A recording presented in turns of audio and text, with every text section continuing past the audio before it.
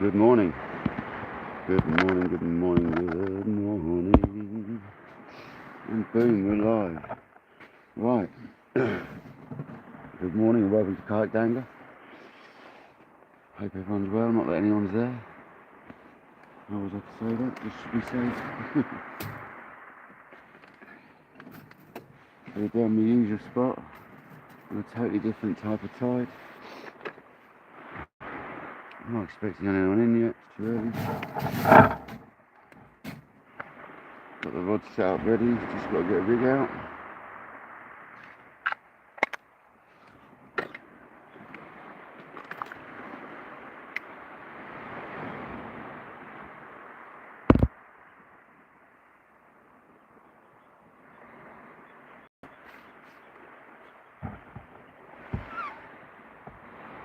Beautiful morning. Morning sea weights, how's it going, man? To be honest, mate, I've got my solar pets on and my jacket, and I took the jacket off because I was getting sweated up setting up, man. So I'm just gonna get a squid bait out first.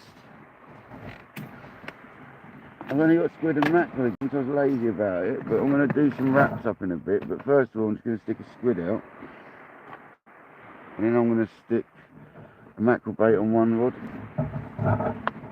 I just had a cast on the left-hand rod because that left-hand rod's brand new. And the way it got delivered, I'm amazed it still survived. So I had to chuck 3 people already at 7:30 in the morning. Come on, guys. Thank you very much. One of them will probably be my sister. I hope you're well this morning, sea weights, and anyone that's joined. I hope you're all good.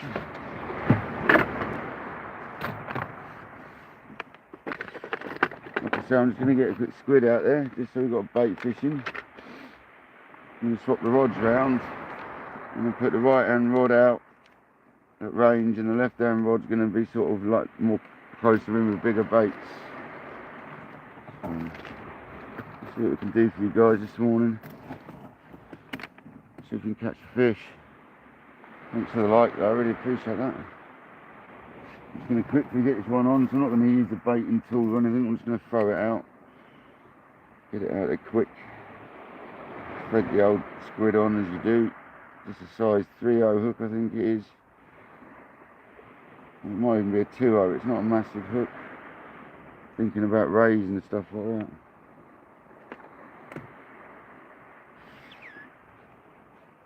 There's been a lot of rays caught locally, so might be lucky. Yeah, welcome in if you just joined.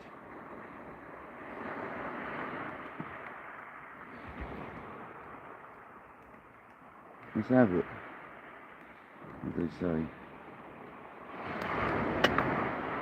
2 hours to high tide, and we know it fishes alright for 2 hours after, so we've got a few hours here, guys, if we want it.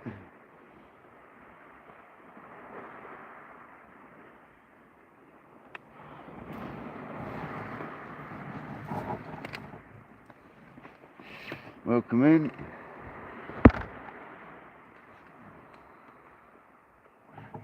So like I say, I'm going to swap the rods over. I'm going to put the left hand rod vice versa because I want to fish them where I want to fish them.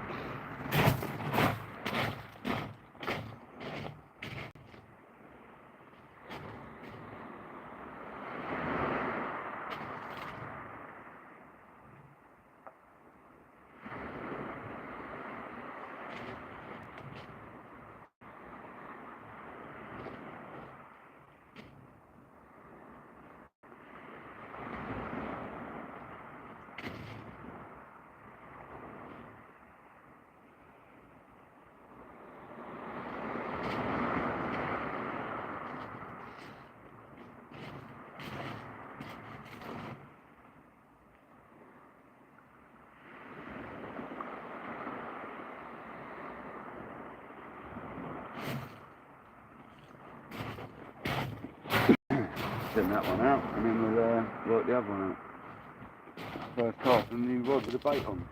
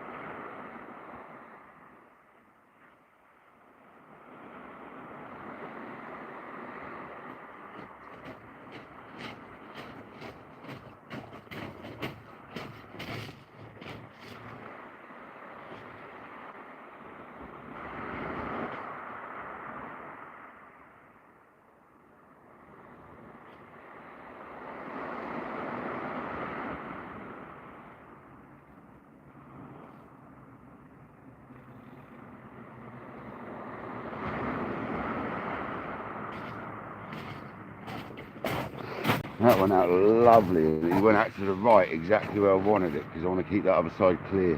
So that was spot on. I should have just avoided the groins, that's well away from it. So there's one rod fishing, guys. Welcome in, Paul Merritt. Who we got? Paul Merritt, Shane, and Andy Cole. Welcome in, guys. So we got that. Shane, that was a cast on the new rod, the one that looked like it should be snapped to bits when it got delivered. You know the one? So we're all right. I've had a few casts in it before I started the live, and I've just had that one, and it's cushy. So, and that's with a 5.5 mag on a Daiwa Tournament Pro Surf 14.6, and that was with 4 clicks from full on the mag, and the side floats minimal. So, it's a lovely cast, I've got to say. Went out lovely. Right, let's get a mackerel. Mackerelium sorted. I have got a flapper rig ready because I'm thinking of maybe going flapper rig to catch some tings. If we look like we're getting tinged out, we might catch some tings and do a dangler and use them as bait. I'm not shy, I don't mind cooking.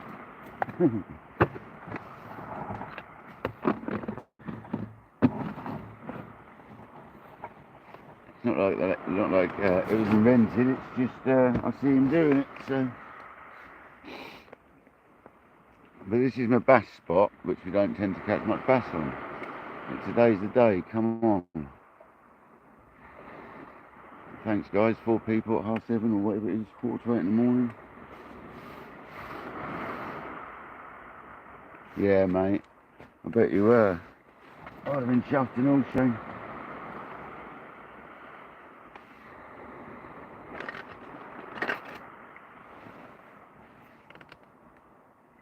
Hopefully we get one today, man. It's very bassy morning. It's like this is the opposite conditions to what I've had down here the last couple of sessions. So let's see if that rings a change. You know what I mean? This does fish well at all sort of tides. It's very calm again, like you had. So chance we might not have much joy, but I don't know, dear. The bass are about, mate. They're about.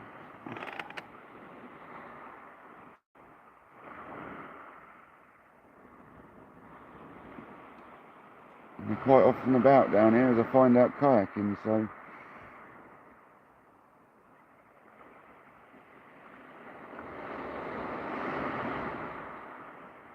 let's get this mackerel bait on, guys, and I'll be with you.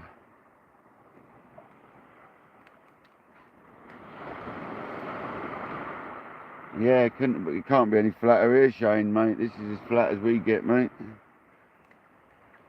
Obviously you get that ripple out of it a bit, but yeah, mate. I mean, to be fair, I've had some good sessions down here when it's like this over the years. Not now, obviously, because I haven't fished down here for 20 years until recently, but I used to have some banging sessions down here on weather like this. So I'm in the gully out there, so we should have a bit of flow, even though the rest of it doesn't look like it. So I'm hoping we manage to winkle one out, man. I'll get this mackerel as close to that reef as I can. It's quite a big chuck. I looked on Google Earth. It's around about 140 metres, so I don't think I'll be hitting it on the reef. I don't want to hit the reef. I want to be near it. So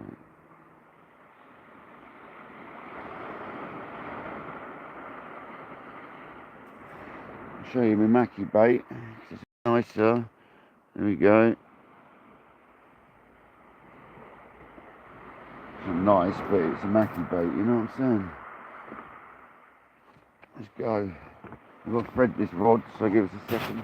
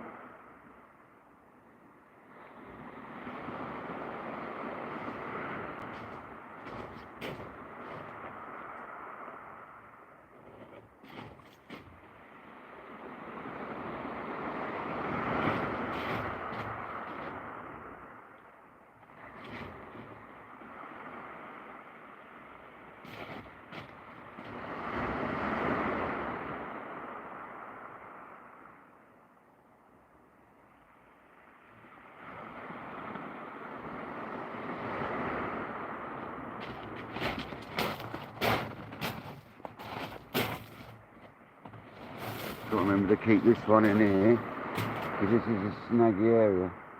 So I keep this one in my pocket. We've always got one in case we get snagged up. We've got to line it out by hand.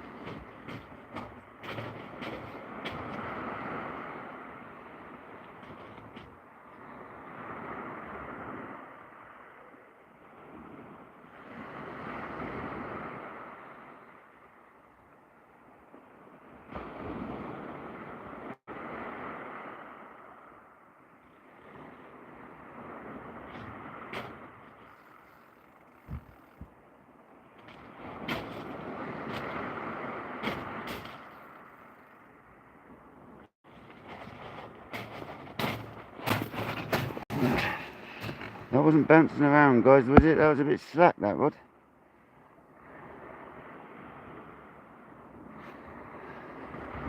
But there we go. So I've got my sunglasses with me today as well, which I always forget. So who's in the house now that I've missed? Welcome in if I've missed you. I think I've said hello to everyone. Paul, Merritt, Shane, Andy Cole. Yeah, man, I think I've got you all. Welcome in if you just joined and I haven't said hello. Let's do this. We've now got a pair of the rods. That's not straight, don't know.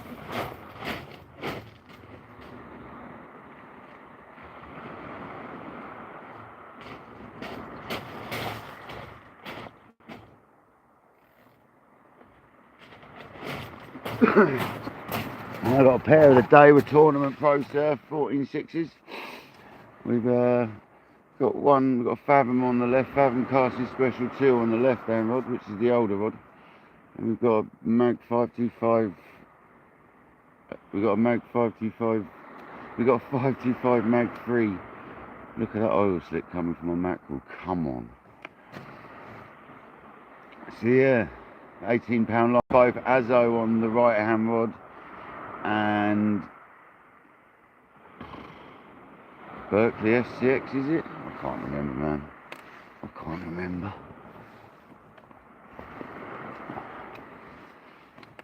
But they're both £18 because I don't want to risk going light at the moment. So I thought I'd start heavy and work my way down. It seems to be working for me, so if you're just going on supplies for the first time in a while, I'd suggest going to something like £18 because it makes life a lot easier, it seems.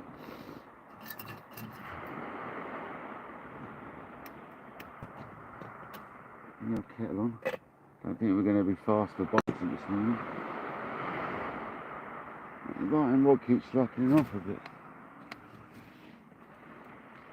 Like a ting pushing it up the beach.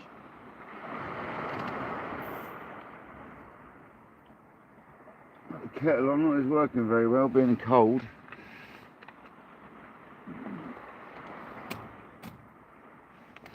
Oh, that was a bite. No, that was a bird flying through. That wasn't a bite, that was a bird hit the line.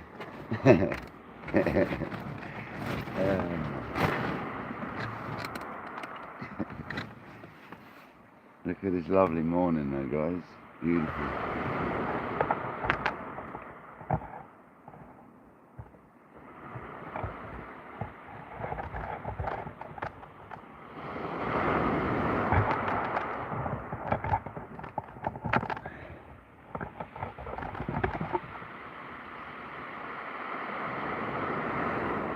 Lovely, isn't it?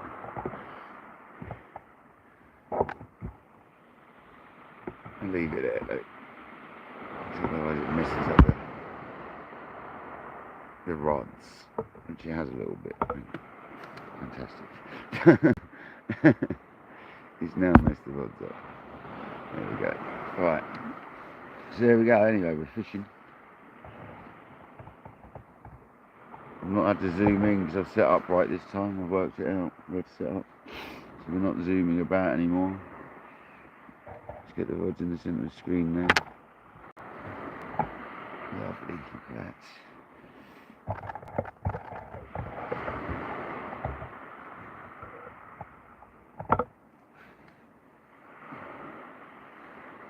Blooming bird flying into my line. Well, this one with gas. Go down after this session and get out of gas.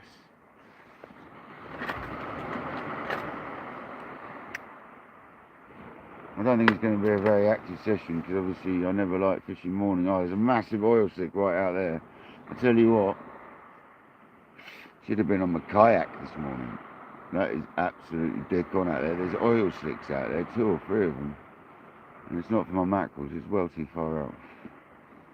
It's a good show though, we got some, looks like activity. There was birds working when I got here in the dark as well. So, might be some fish about guys, you never know. Morning John, welcome in. Oh, I could do with a nice fry up. I had a nice fry up in ages.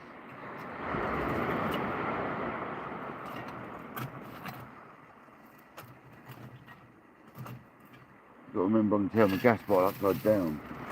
It burns liquid gas. Saves the problem with the cold. Thought about that.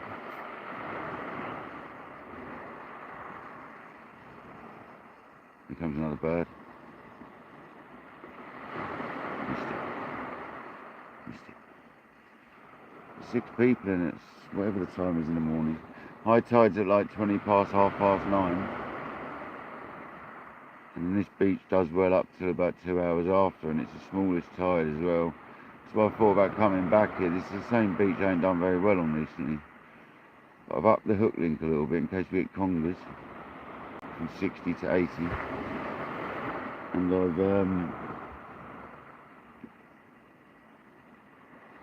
we're trying a different weather condition. There's definitely some slick coming off and round in my mackerel area, mackerel bay area.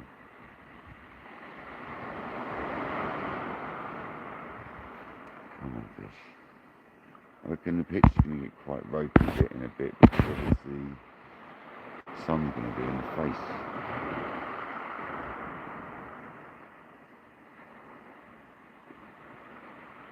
Didn't think about that when setting up. I should have set up with my bivvy the other way around a little bit.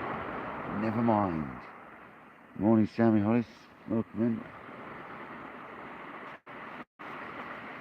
Right hand rod just got a touch. Tiny little twitch. Got to remember the stiffer rods, so I'm not going to see as much action on them I don't think. Right hand rod's got something nibbling it guys. It's a whole squid.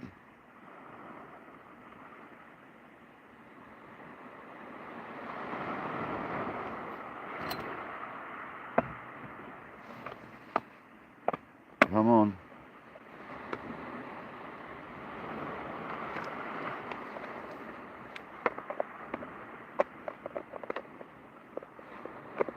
Birds are feeding out there. Yeah, there's action out here, that's for sure. It's going to be a little time.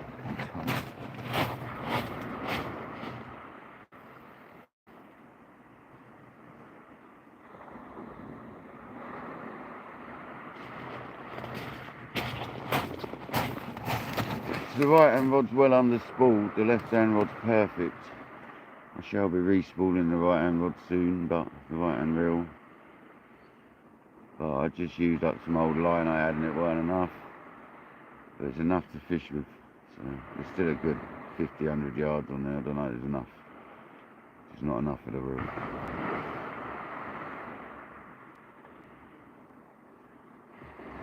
Yeah, my mackerel bait made a lovely oil slick. It's sort of like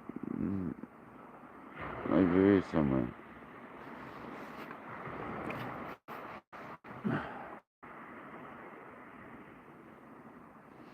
I've got both the drags set, so and the clicker's on.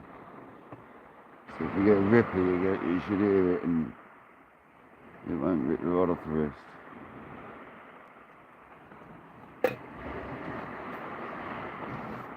Just thought I'd come out and fish this morning, nice and chilled.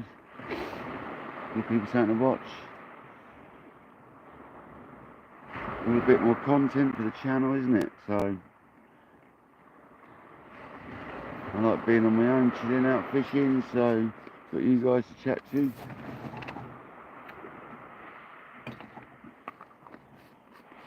Nice cup of tea.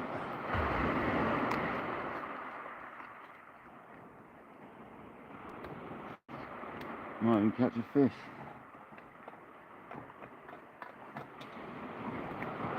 Definitely getting plucked on both rods, I'd say, so there might be things out there, guys. We might have to change to a flapper rig just to catch some fish. I've got a size 1.0 flapper rig, I think, made up. That'll do it for whiting. The old Chinese fishers, Rex, some would say, the old ting. Yeah, this is a good session on the multipliers this morning, so nice day to try out the multipliers. Fishing 2 multipliers together for the first time in years.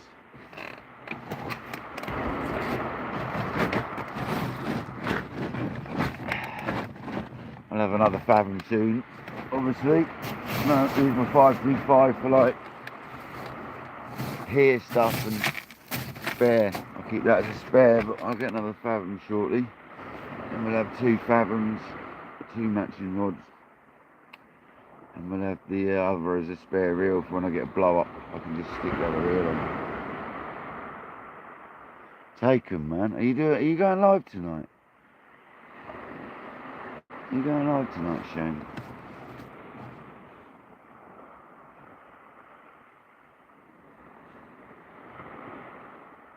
Thanks for being here, guys. I really appreciate it. We're going to probably rechuck the squid bait in a minute. We'll probably have another chuck on the squid. We might go to a flapper if we're not catching anything. Just to see if we keep getting little nibbles like I had a minute ago. I had a couple of little knocks I did. If we keep getting that, we'll put the right hand rod on the flapper. Which I should do anyway, really. Just squid bait flapper or mackerel strip on one and squid strip on the other. Should have, really.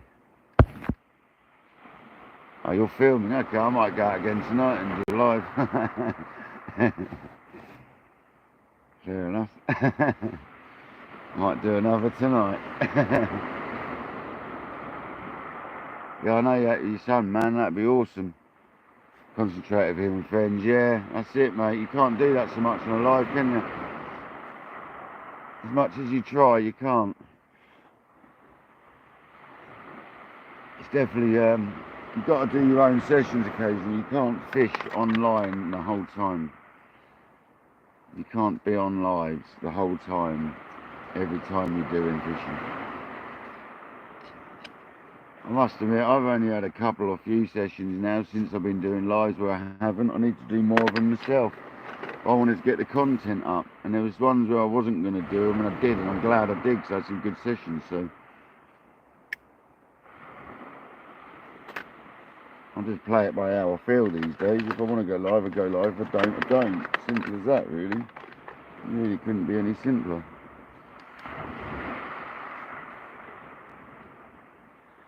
Yeah, mate. Joanne, welcome in. Welcome in anyone I've missed. If I've missed anyone.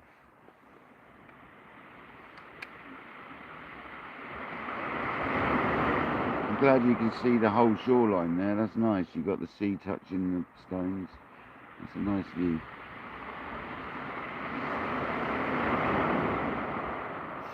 Got my cup of tea, mate. We'll have a cup of tea and have a ciggy. And then I'll put my jacket back on because it's not so cold now, not so warm now. I've stopped moving. And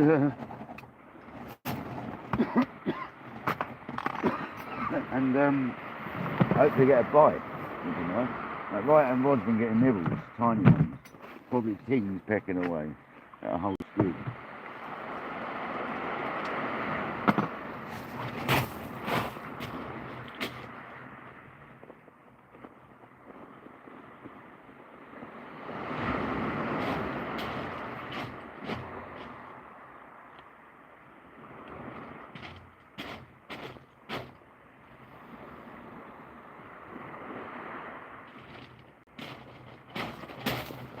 Got to remember how powerful these rods are, so it does tend to pull the weight back a little bit. Especially the one that's in the sand more.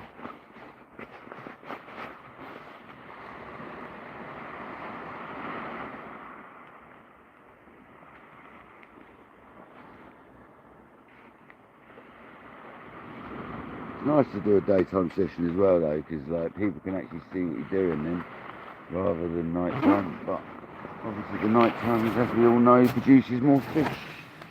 That's the way it goes, man. I've caught a lot of bass down here in the daytime, so on the kayak and wading and, well, spinning and stuff. So that's not wading, just standing on the rock formation like that. So we should be in for bass, man.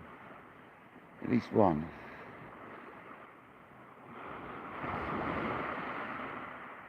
Sort of day you can sit on baits, isn't it, until you see bites, so.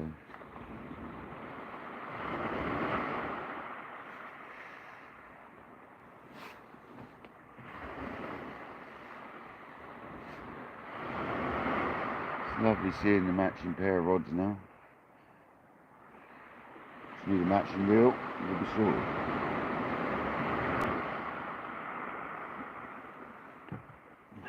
Sit on the rod rest nice, so nicely balanced. Everyone always goes on about that with rods, how they sit on the rod rest, and they sit there lovely with them reels on, so happy days.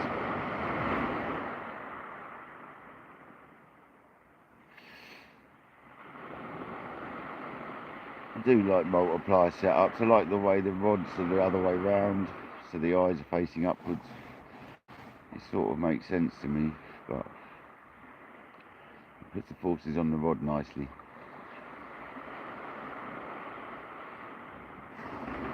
But the other way it's tugging at the rod, it's different, isn't it, when it's the other way around.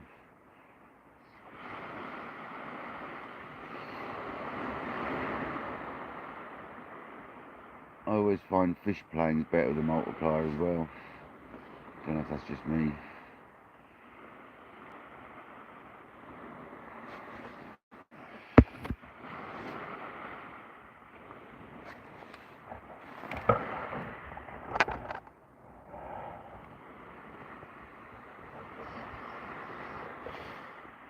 I've just got to sort the rest out 1 minute. I'm using the wrong bit to turn it around.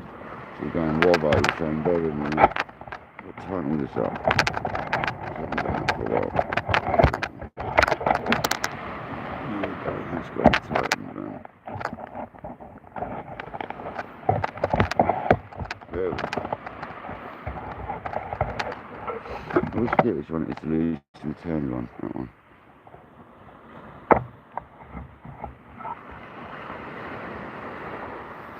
Like that, Shane? So we can get the rods and the sunrise.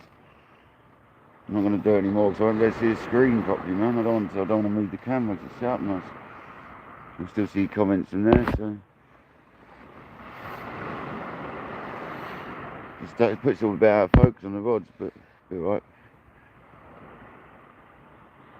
Yeah, I can take a screenshot as well, actually. I'll get rid of the comments for a second. There we go, gone. There you go, I've got one as well. Get another. There we go, Bosch. Get the comments back. Live chat. There we go, Bosch. Yeah, that's a thumbnail, and that's one to keep using as well.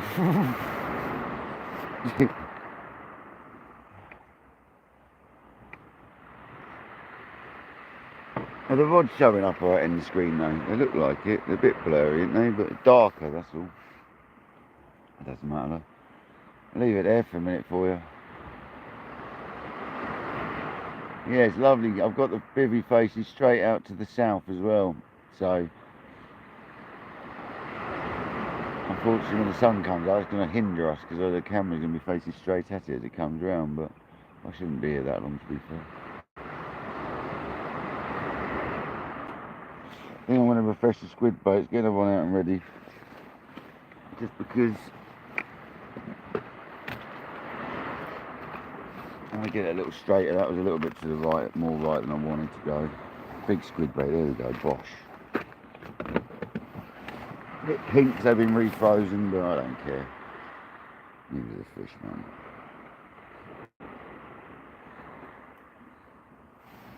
I'm gonna wrap this one up, pop you on the tool.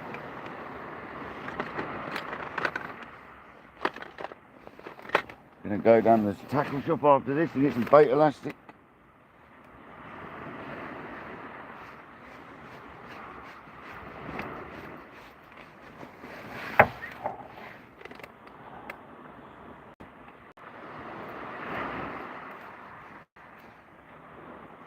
Cut my finger yesterday, it worked pretty bad.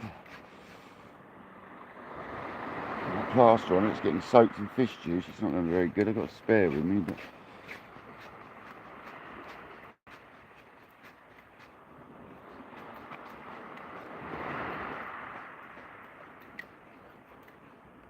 got enough bait elastic for this session, that's the main thing.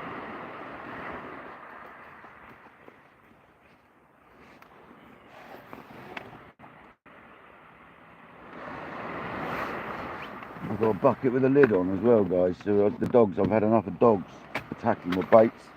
So I've got the bucket with the lid on to stop all that from hardly happening anymore. Sick of it now.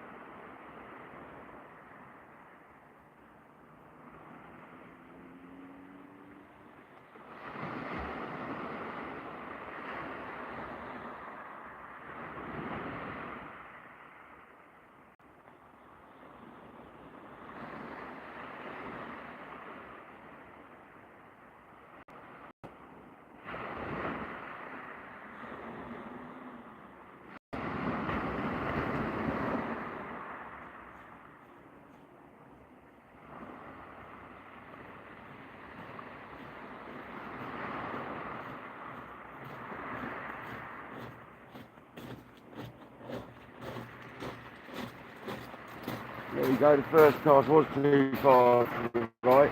I'm not going to get stressed about it, even though I'm stressed about it. Lost that lot on the groin again. Pissing me off, that is.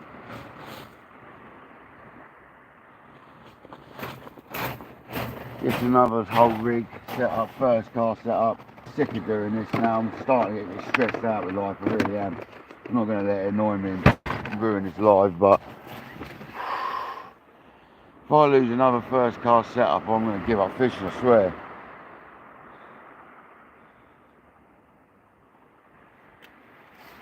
As if this week couldn't get any worse, go and lose your first cast set up, do you know what I mean?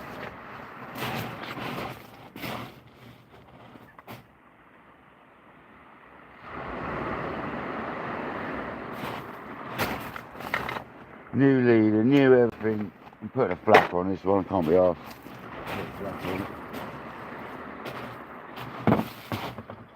This is the repercussions of what happens in life. I end up getting stressed out with everything.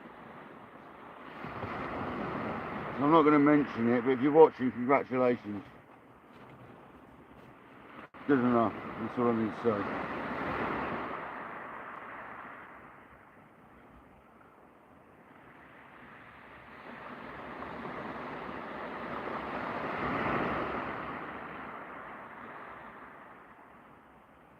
One angry kayak dangler, but never mind, I'm going to do this session and see how it goes.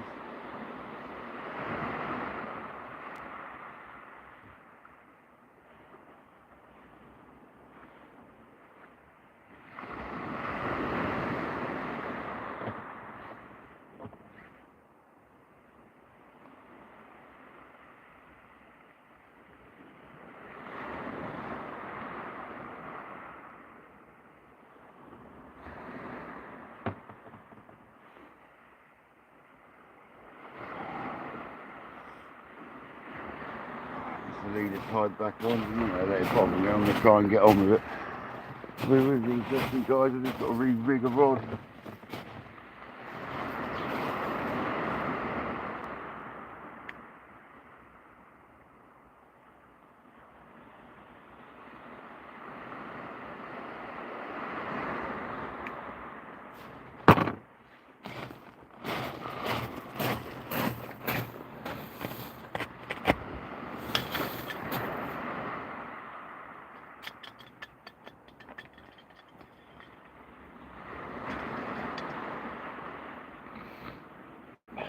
My last leader. I can't be doing that again.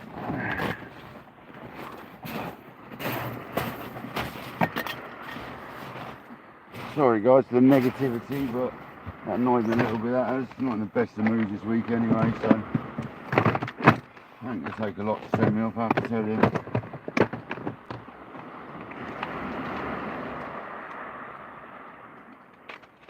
It's nice for everyone to see the real side as well. I'm not always a happy-go-lucky person. I'm trying the hardest on YouTube to be happy and nice. And that generally ain't me in life, so you know what I mean? It's like I'm a goddamn artist on YouTube to be nice and to make it a nice experience. But when stuff like this starts happening on weeks like I've had, it makes me wonder if I should even bother. But hey ho.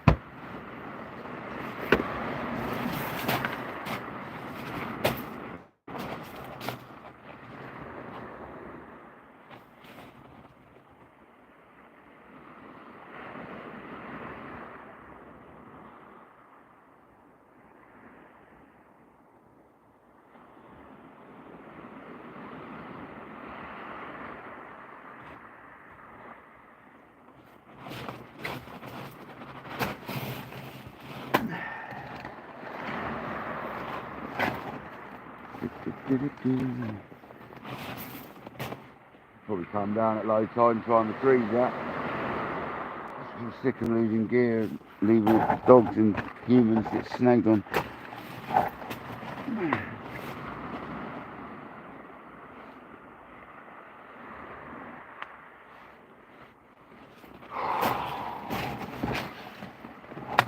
Sorry guys, getting a bit angry there. No, I've had enough today, Shane, already, mate. I have to tell you, I've got so much going on in my head, mate, that I'm just feeling aggy, mate. I'm not going to lie.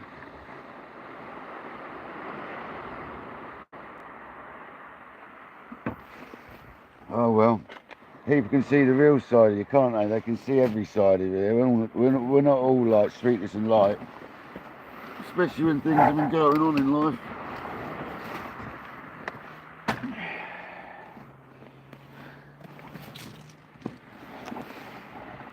I've seen some channels do really well for being angry buggers anyway.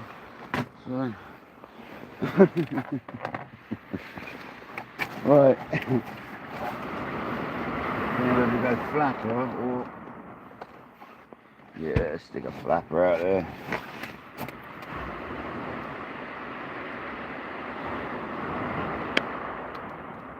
Pardon me.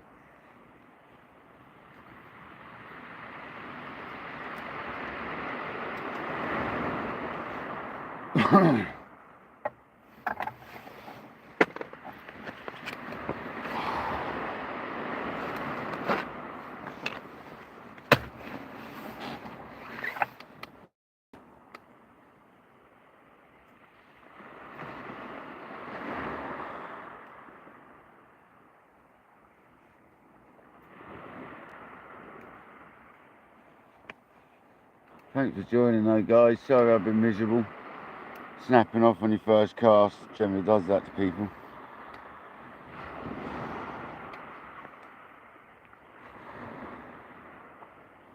I'll make sure I don't cast over that groin again.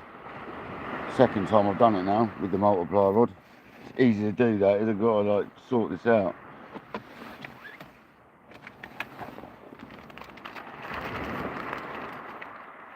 Be alright, we'll get the hang of it.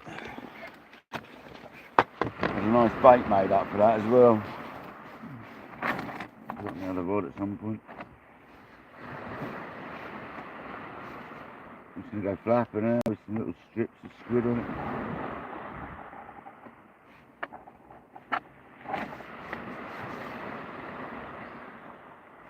Two-hook flapper.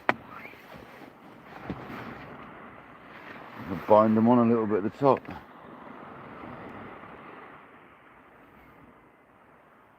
I think they're 2-0 hooks, so I might get smaller one out.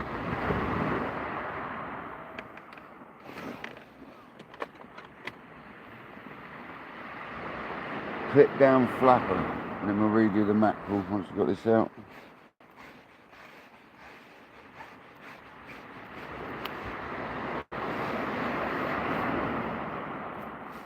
It'll be alright. It'll be alright. We'll have tough weeks, don't we?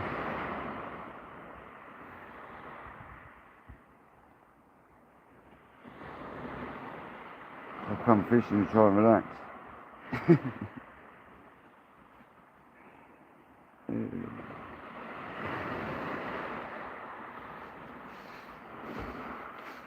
I am here still, guys. Bear with me, man. I'm just sticking baits in.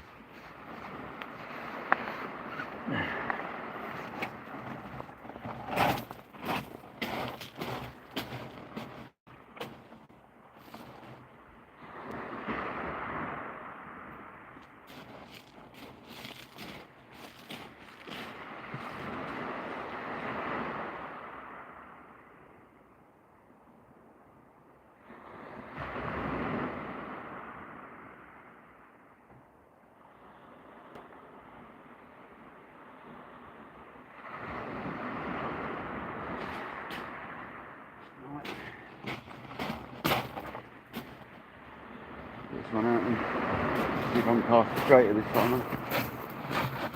If I don't, I'll recast it.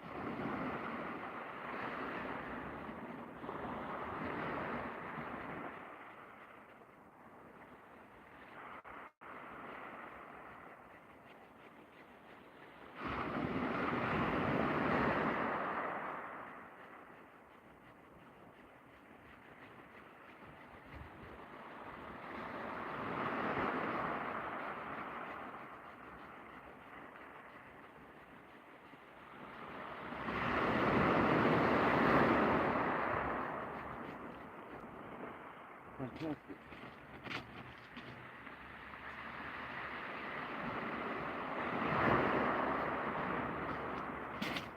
Looks like we probably only get seaweed in West Sussex. Fabulous.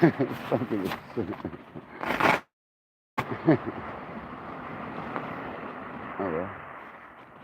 Better than snapping off.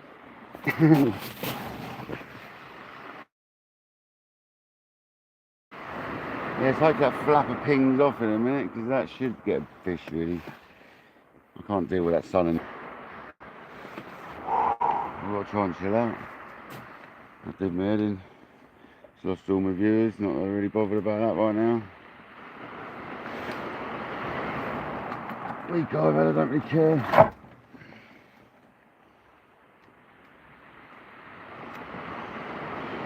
Let's see if we can catch a fish. Turn all this around.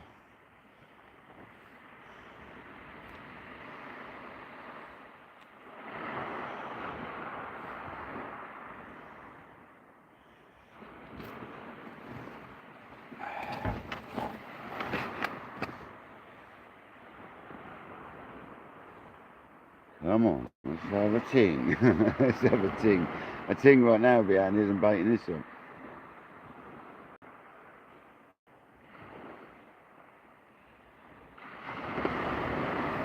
That's what I'm going to do. Put one of them on if I get one.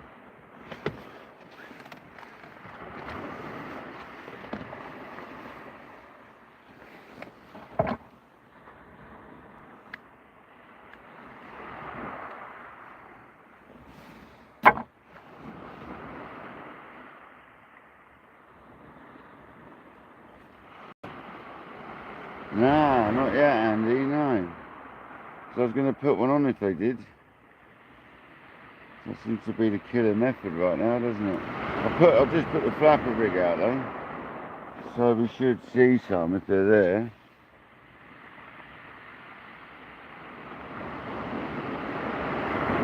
I think there's a 2-hour hook flapper rig though, a bit big, I could go down size. But you still get the tings compared to the big rigs, wouldn't it? So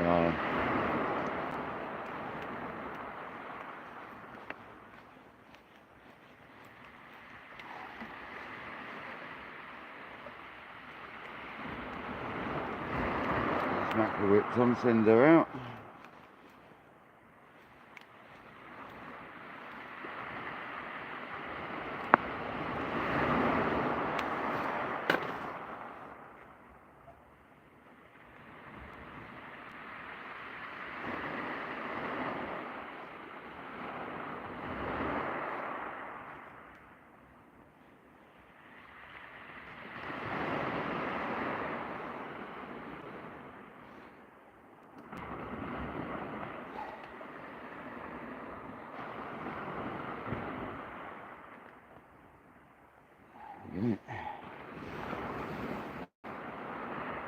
Big old mackerel bait ready to go out. Hopefully we won't catch weed this time, is it? It was on the hook as well, so it's not fishing at all, that rig. I'm ignoring that was, never mind.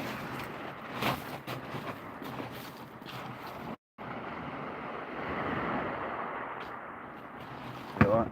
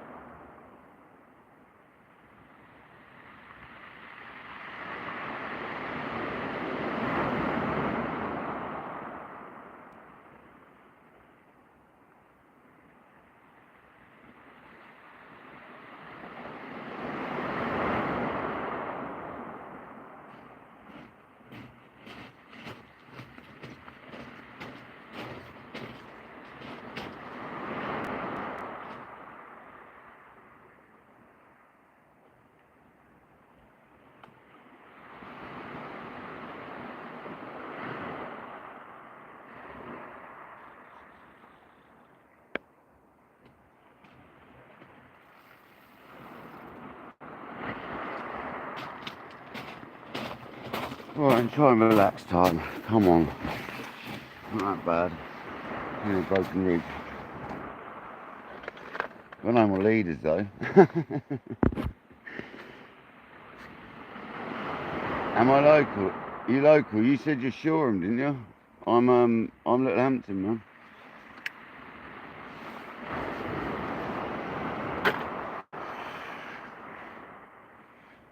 Yeah, I'm Little Hampton, Andy. Which is, I'm sure you said you Shoreham last night in the live. Or you fished Shoreham anyway.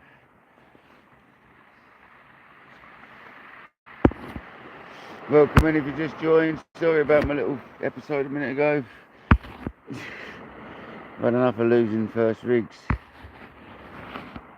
Glorious. Oh no, man, not more troubles with the boat. It's the cold weather, isn't it, doing the battery like that.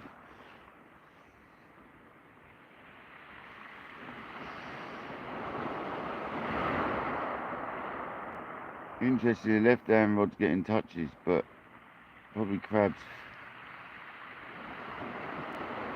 or weed. It's annoying that I had some weed on it like that. I think that was actually on the rig from the word go as well.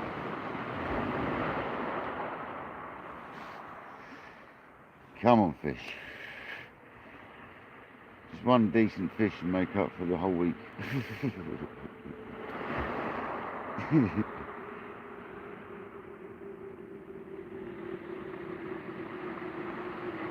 Lost another setup though, man.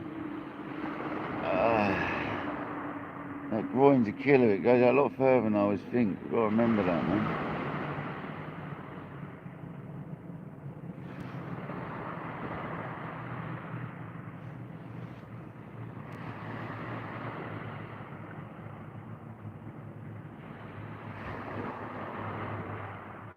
I tried to remember to push with my right hand on that cast, and it felt well different.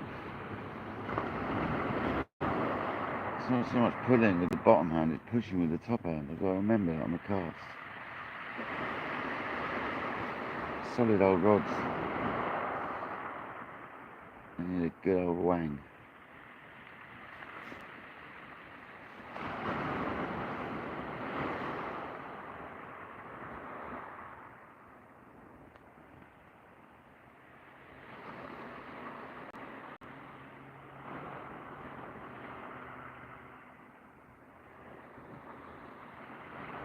Come on, fish. One good fish is all we want. Just one fish at all. Yeah, I might go out tonight, Andy, as well. I might try and pump some lug today. I'll come down, find that rig and pump some lug. The tide's on the drop. It's not the best time in the daytime, but I might bring the fork as well, because last time I probably could have forked some better good pumping. Left down rod. I'm surprised that flapper rig hasn't done anything.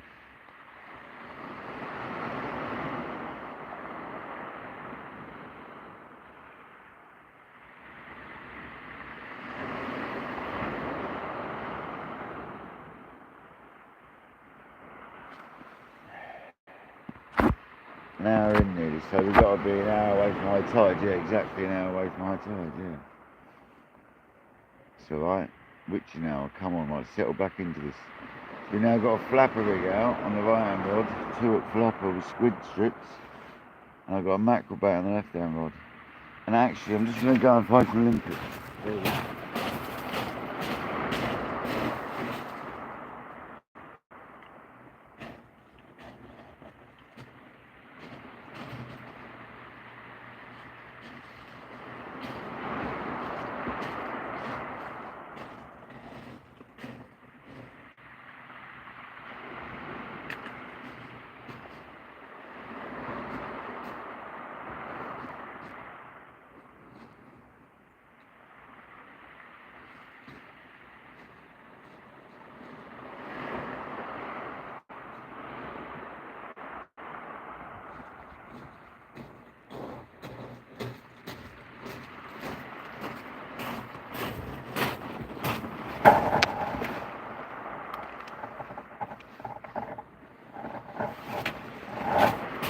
Easy pickings. Limpet. De-shuck them. Get them on a board to dry out a little bit.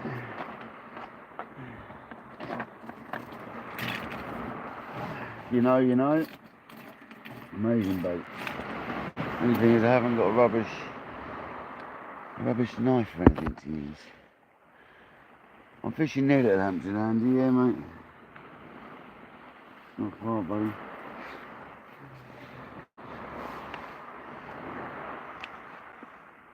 Oh, these are spot on as well.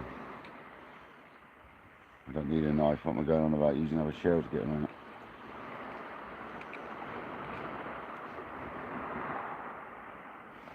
There we go. Slipper limpets. Free as you're fishing. Couldn't get much better to put on your flapper rig.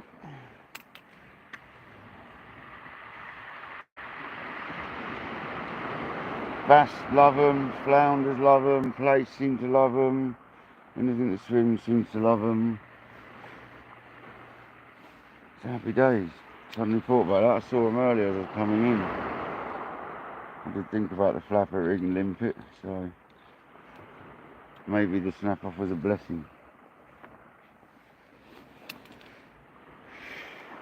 Not really, but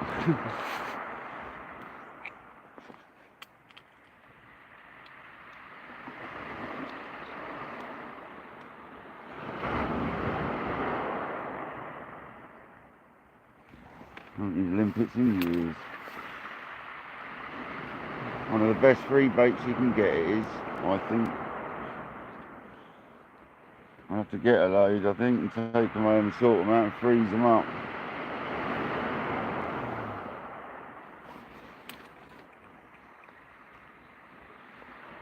But these are spot on, like, and sitting on the beach just the right amount of time.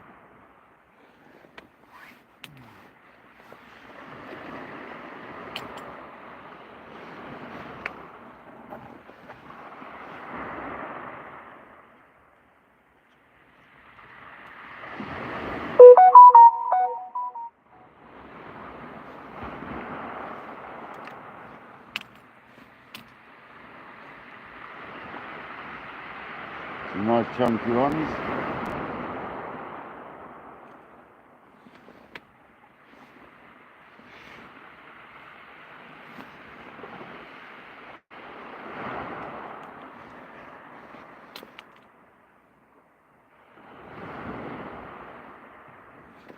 So I'm just shucking some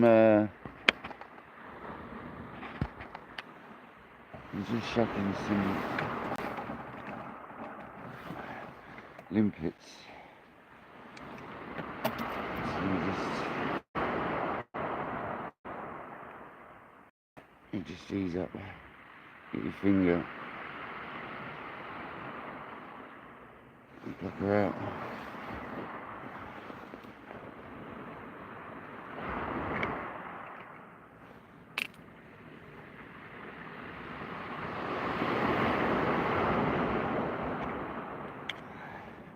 And then nearly stab yourself in the hand with an extremely sharp knife. Free bait, and it's good bait. We'll put this on the flapper, on one of the hooks, the bottom one probably.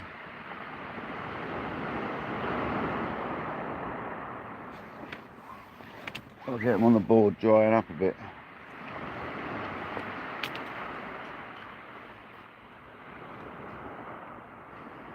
Just ease them up, get your finger, pop them out. Show you again guys that people don't know.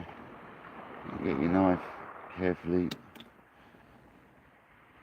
and you ease it round the back of it. Alright, you get your finger in, scoop it out. Slipper limpets.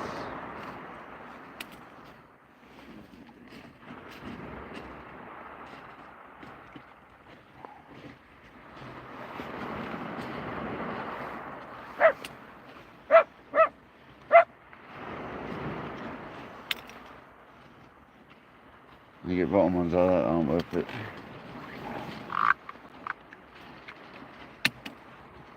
These are brilliant baits, guys. They're better when you peel them and you leave them for 3 days drying. Fantastic baits. Let's turn you back around. See if we can get a bite on the limpet, because if they're on the beach, that's what the bass will be eating. Bass love limpet. 4 or 5 of them on the hook on each flapper, or one of the flappers. Good chance of the schoolie bass on that.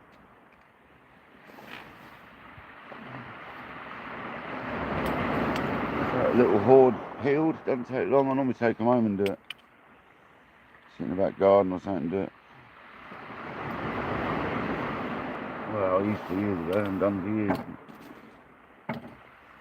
So yeah, super limpets. We'll have a chuck on that in a minute.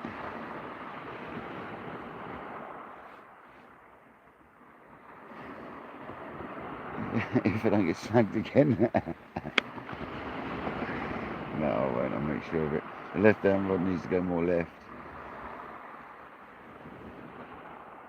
On the next chuck.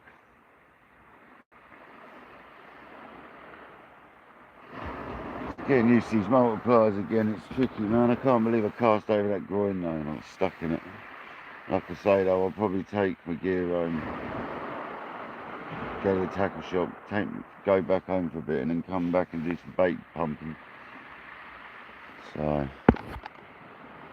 I'm fishing for, I'm fishing till about, I don't know really. I don't know. High tide's at 9:30, so probably till about 10:30, 11 o'clock, something like that.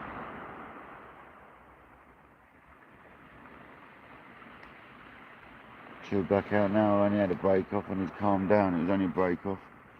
It happens. I was just a numpty and casted too far right. It happens.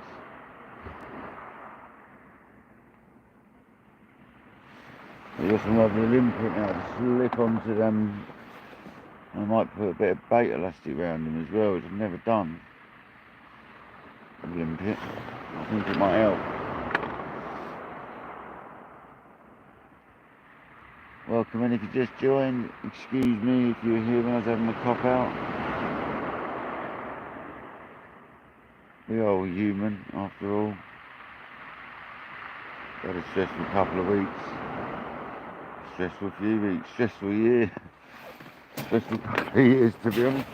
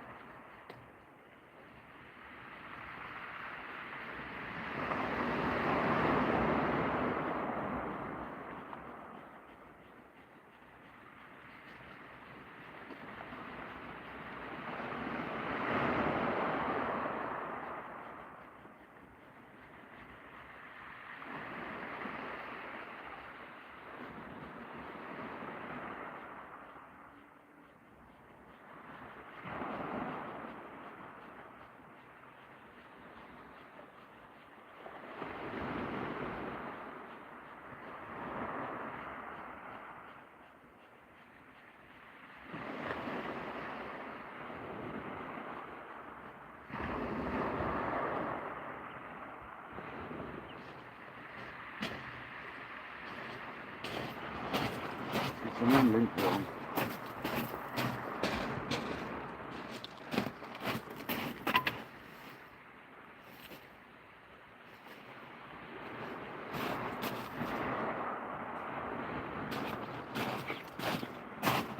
At least the rod hasn't snapped the way it turned up. Not yet anyway. If you're wondering what I'm going on about, I've got some pictures of how my rod turned up yesterday. Oh my God, was it not good. I thought I was going to open it up and I was going to find a load of carbon in the box. Somehow the rod's intact, absolutely mint. Don't ask me how, but it is.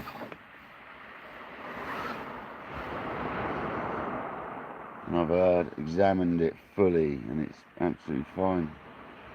They do come in like their own little soft, semi-hard case, but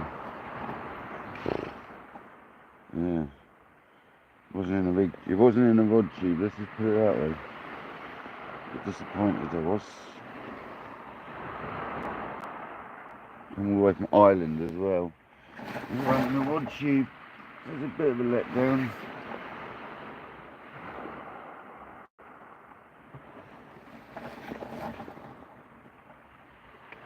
I need to get a smaller flapper rig out for Olympic.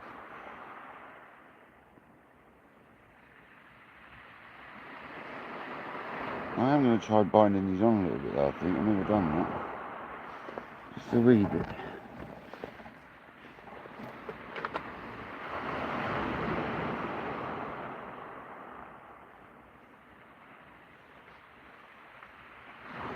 I don't know how it's going to go, it's awkward. Just watch them fly off otherwise every time.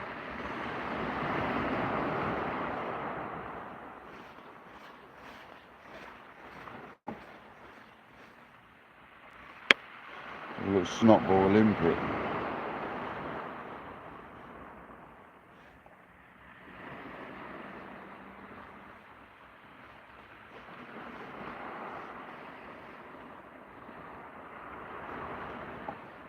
It's awkward, man.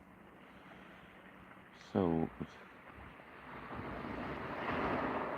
It's the problem with Olympic, you normally see them all flying off on the cast. That's why you've got to dry them for 3 days and salt them. Salt them and dry them. 3 days. Works wonders, trust me. That'll stay on, I think. I'm going to put Limpet on both. It's free bait, isn't it? No, I'm not. I'm going to put squid on that one. Maybe mine.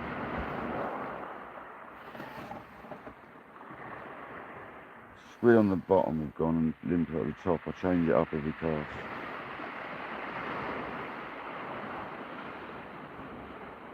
These are options. Let's get the option there, guys.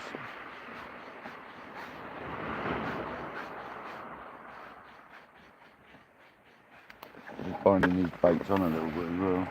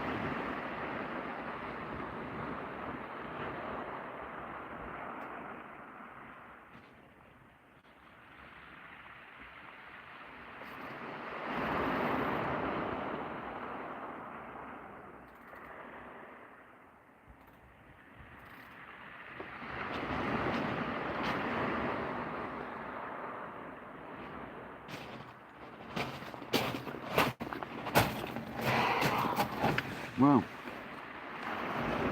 see what happens with a bit of slipper. You normally love a bit of limpet. Yeah, out Shoreham tonight, yeah, Andy, that sort of area, mate. Do like it over there if you fish the right bit.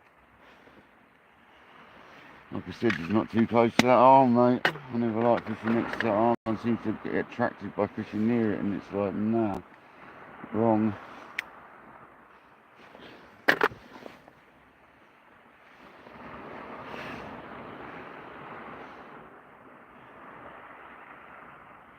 See, that's a squid and limpet on the flapper. Got enough for another cast head before I have to go and rummage for some more.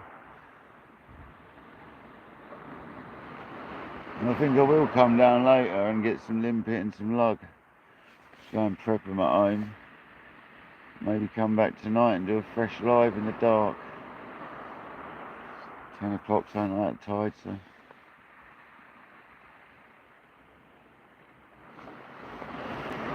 Falls perfectly for a nice evening tide, so. If it's going to be like this tonight down here, it'll be lovely.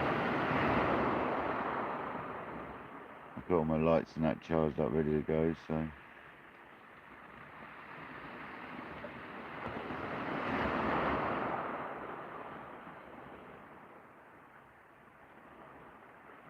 See if the old whiting are about, they love a limpet.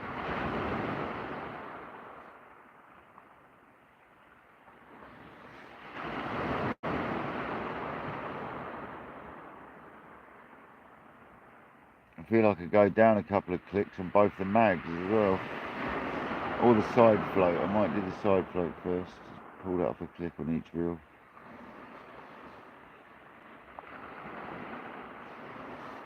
I think the side float's more important on a multiplier than anything.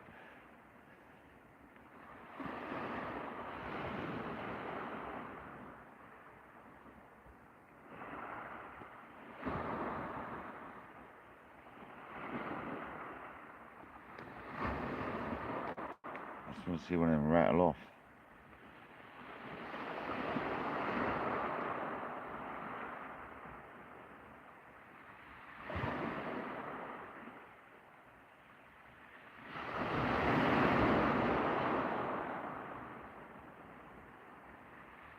Everyone knows that daytime fishing's slower though, so that's the way it goes, isn't it?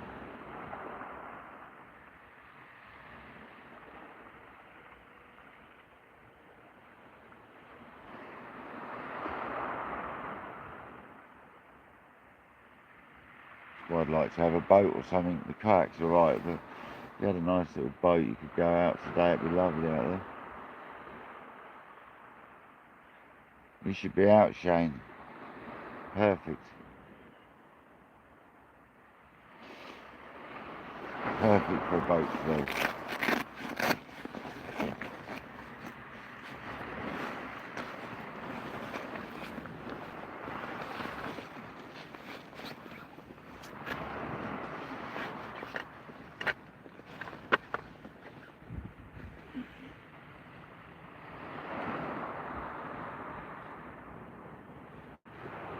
Welcome in. Hello Ping, how's it going? Morning sis. Okay sis, no worries. Speak to you later or something. Have a nice day.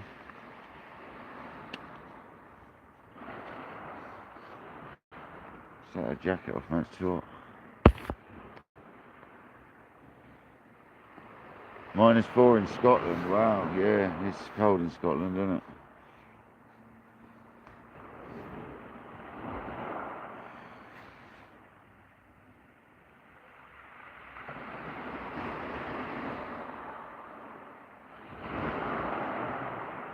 Yeah, the old sunny's on, I think.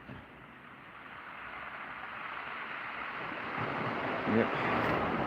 And the left-hand rod's getting a little bit of attention there as well.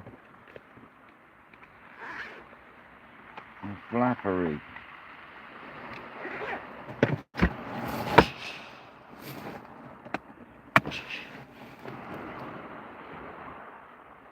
Well, carp fishing sunnies, oh yeah, they're better. Not the most attractive sunglasses in the world, but I don't really care. Oh yeah, that's better.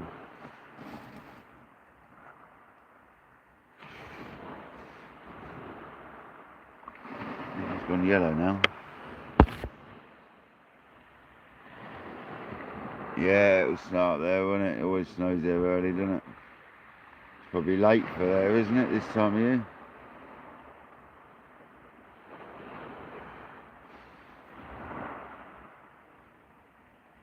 Depends what part you're in as well, doesn't it, I suppose?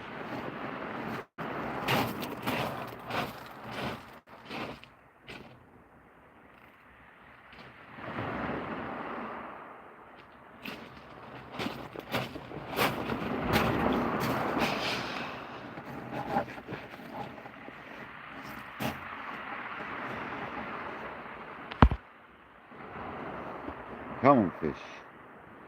It's going to be horribly glary in a minute. I do apologise.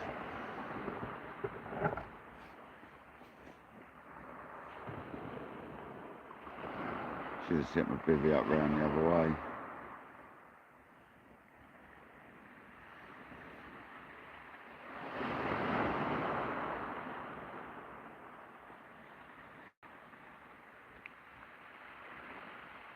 Also, I've got the sunglasses on, so it makes the screen look odd, so I've got to remember that. It's not actually what it looks like.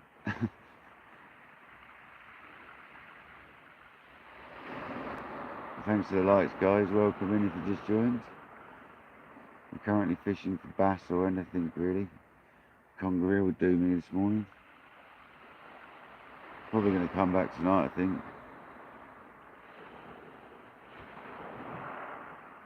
I'd say that mackerel bait's getting something like a crab or something, so it keeps slackening off. Can't believe the current's getting hold of it, although there is a gully out there which it probably does rip through, which is what I'm fishing to. So. Although it looks calm out there, it's probably quite fast, the current underneath where that gully is.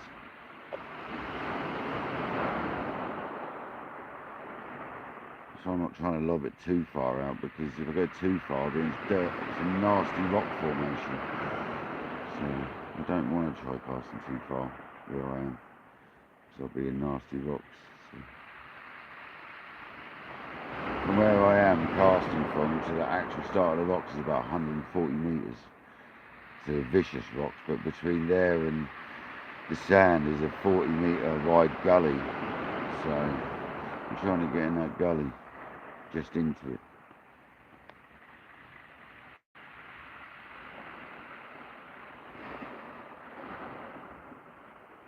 Which I think I'm doing, so I feel a slight bit of rock, which is perfect. Because there's broken rock and sand and all sorts in that gully. Soft, muddy stuff, there's all sorts in there.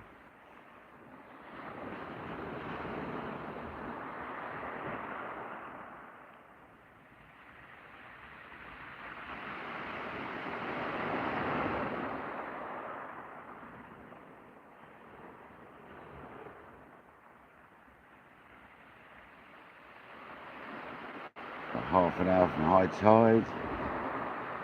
Yeah, we'll be about half an hour now from high tide, so still plenty of time, good couple of so hours left.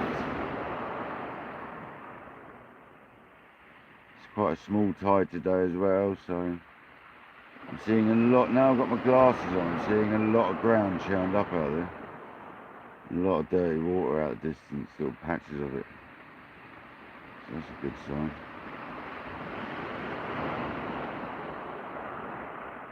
And this fish moving through, or at least currents going through. Out back where I normally be kayaking, it looks really good. Need to get out and do a bottom session on the kayak, don't we? Today would have been spot on. Should have done that this morning. I should have gone out in the kayak and fished the bottom a mile out.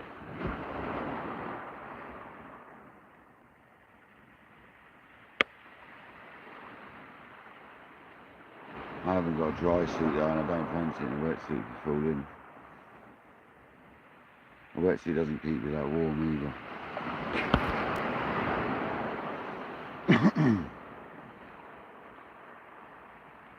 I hope everyone's having a lovely Saturday so far. Lovely morning, wherever, I don't know where you are in the country, but West Sussex is beautiful. I know Dorset should be the same for Shane. And I should imagine it's the same where JD is as well. Here we go, no, that was the birds flying through. That was at least we know the bite's got a great indication. That was, the rod's got a great indication. That was birds hitting the line. Great indication on that rod though, so no worries there, even though they're stiffer rods.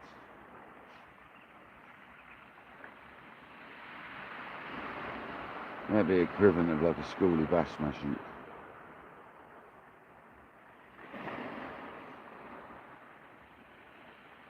Great indication that was from the birds. Let's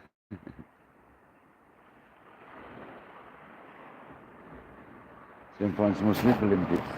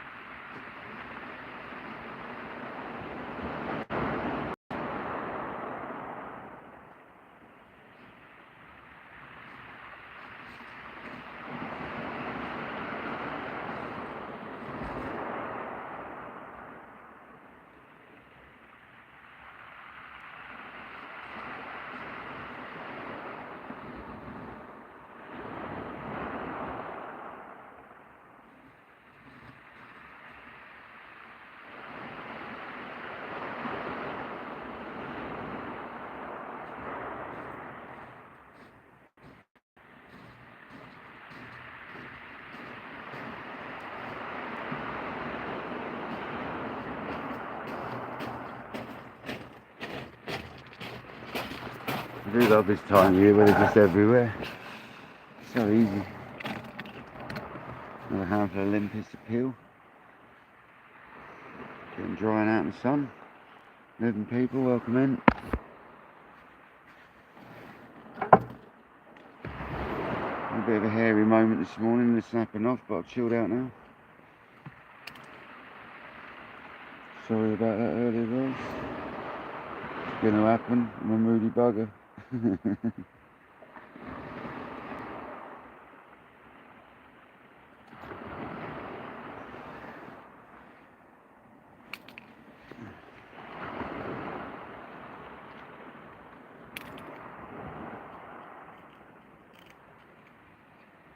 almost called myself the ADHD angler.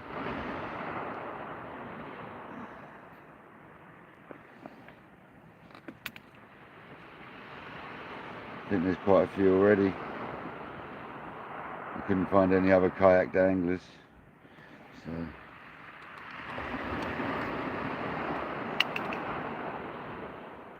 I'd almost call myself bass hunter. I did on Facebook. I started a profile up ages ago and actually realised there was others, so I stopped it. I don't like doing that.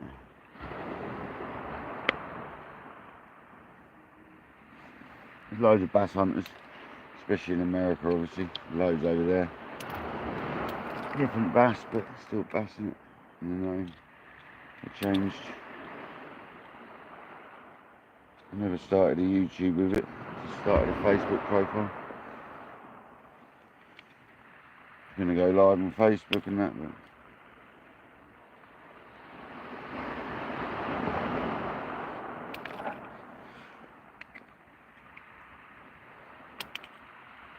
lovely limpets. I definitely need to get some of these. Might take some before I go.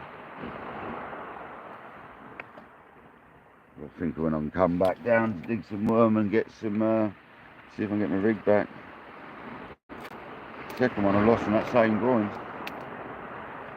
over the last few sessions. I thought I learnt my lesson. They are very tight together though. I think the tide had taken it a bit, to be honest.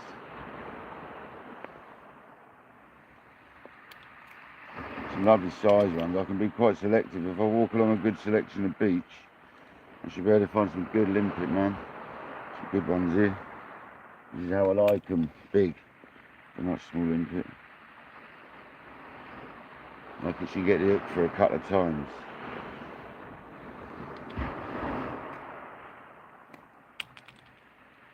Right, I'm shucking limpet. I know what I'm doing. Slipper limpets. I won't focus. Loads of them on the beach, washed up from the last storms. The devastation of the storm pushes the limpet up the beach, you see. I had to throw it in there. I'm sorry, Dan, if you're watching. But it did. That devastating storm pushed the limpet up the beach. And now I'm going to use them. Although be it a little soft. I'll take some and I'll prep them. We'll do a little video maybe of how to prep them. Lay them out on some paper and stuff.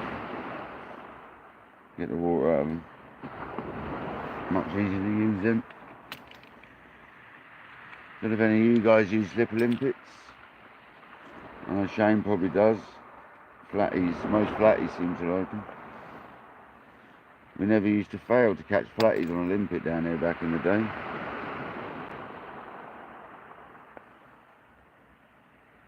Hi sweet, how's it going? Hope you're well.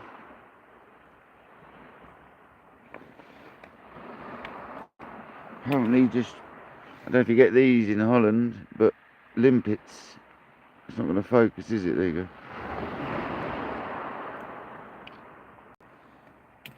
Just free bait basically, Posh. I don't call you Posh, I call you Sweet.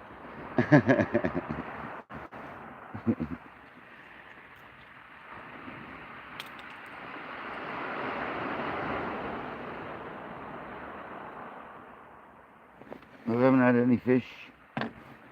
We snapped off one rig. Yeah, just trying to chill out, Sweet. A bit of a stressful morning. A bit of a stressful couple of months. Had a stressful few years, like I said earlier, but just got to move on and get on with stuff now.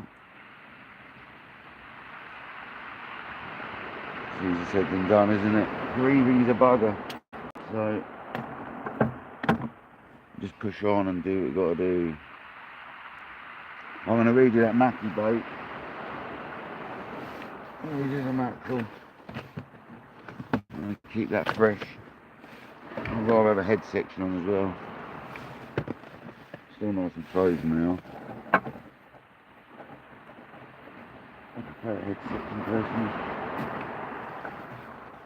I could literally save all the I should just cut all the heads off and tails off before freezing. I might start doing that in future. Use the tails for little fillet sections or something and use the heads as I want to use them.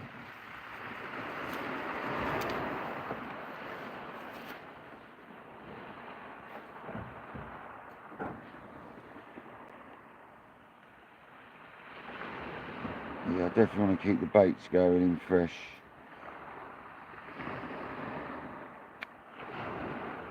Plus it's all practice on the multipliers.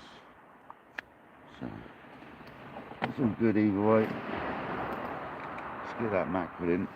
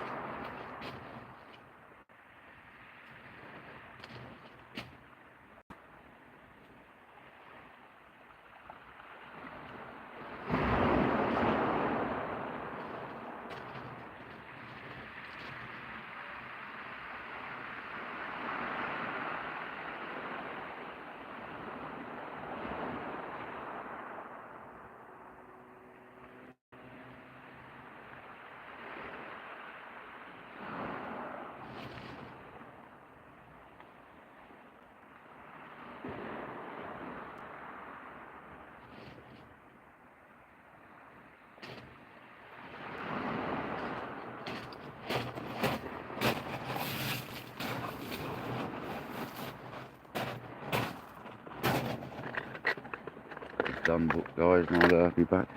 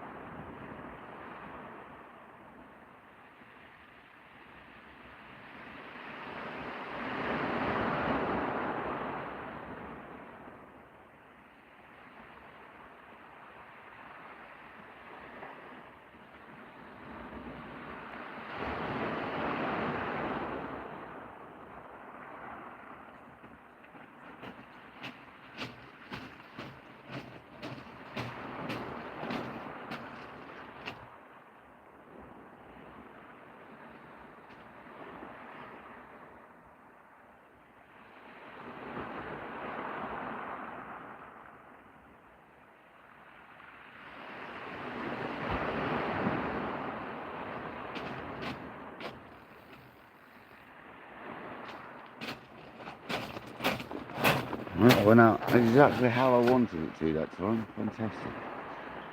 That's better. Feeling a bit more controlled now. Calm down.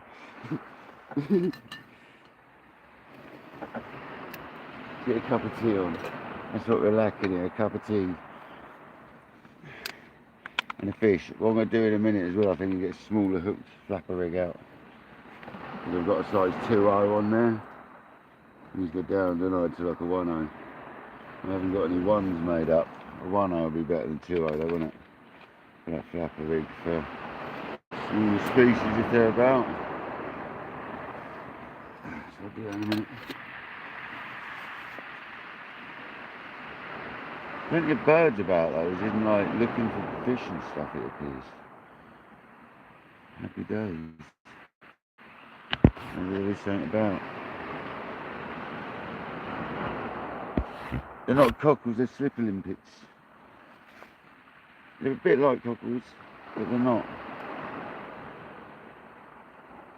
I'll show you.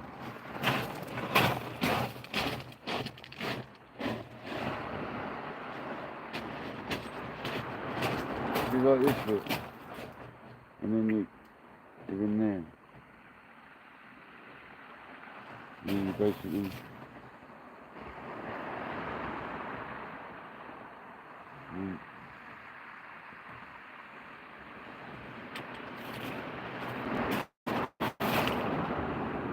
snotwods. That's what they are. They're snotwods.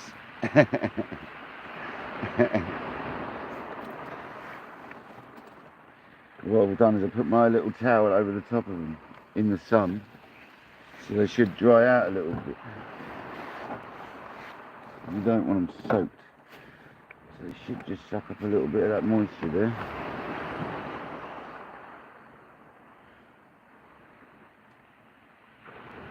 You clearly, with the lack of fish being caught around the board recently, there's clearly the lunar stage is completely wrong for fishing. That's what I've decided. Because nobody's having real good hits right now, are they, with the fishing?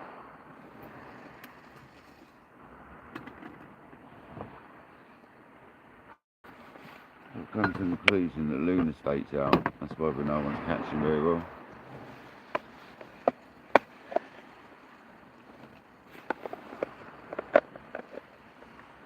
$19 likes, thank you very much guys, most appreciated. Early live, so that's not bad going. Especially as I got stressed out. I really shouldn't get stressed out on live, but I'm not going to sit there and hide it, and you know what I mean? It's just life, isn't it? You get stressed, people don't like it, they don't like it, I understand that, but I'm sorry to have done it, but I'm going to get stressed occasionally. I've had a crap week as well, so it wasn't going to take much to stress me out this week.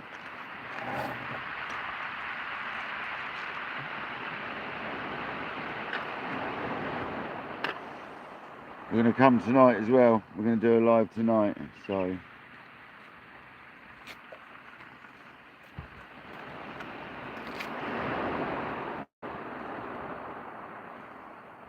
and for that live I'm going to come down in the daytime.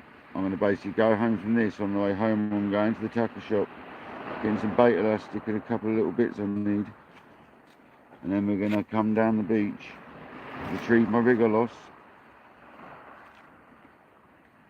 and then we're going to pump some lug because we're all in the right zone for that, and then we're going to dig some lug if I need to as well. I'm going to come back tonight with lugworm and a bit of mackerel and a bit of squid, and I reckon we should be with the lugworm and a small flapper rig, one hose or something. I'll see if I've got some ones. I'll see if I've got smaller ones, I'll make, if not I'll buy some.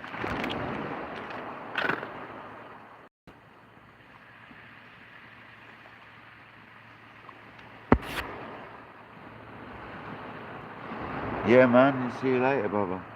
100%, I'll be in. That's my local tackle store there guys, if you hadn't realised. Jim down there is a very accommodating fella. If anybody's ever local and needs anything, please don't hesitate to drop into Little Hampton Angling and see Jim. You could also follow his page. If any moderators are there, you could drop his link, because he's got some amazing lures. He's got amazing tackle selection down there. For a smaller shop, he's got some amazing stuff. So, please get down and check Jim's tackle shop out.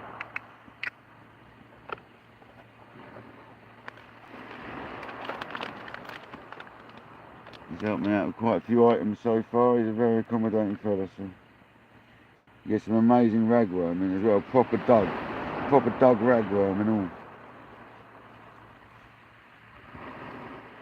From local harbours and whatnot, dug by proper diggers. So.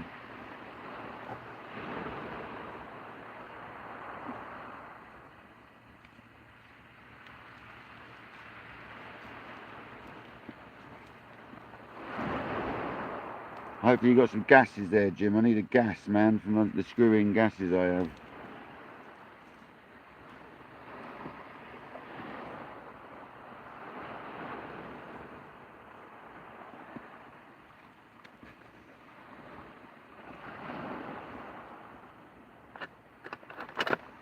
Because she's nearly out, man.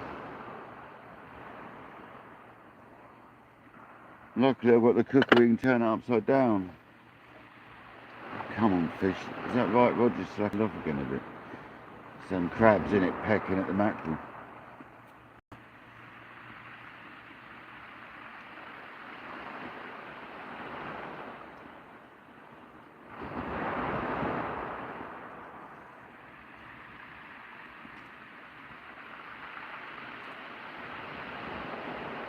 Come on, fish. Just want that right rod to either bounce off the rest or rip off, one or the other. Come on.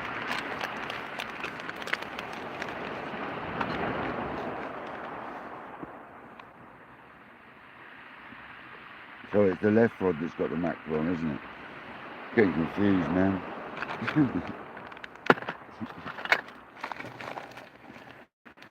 The right rod's got the limpets on. Limpets and squid. And the left rod's the one we want to bounce off the rod rest.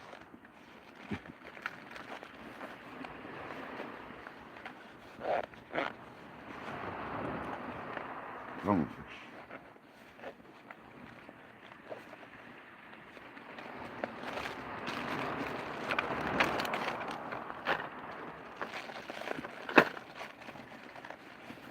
That was boiling.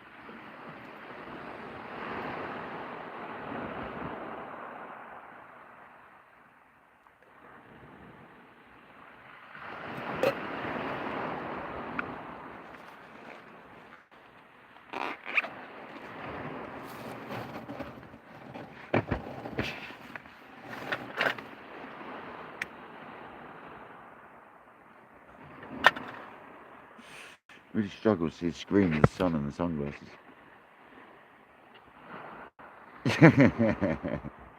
Yeah, Jim. You know it.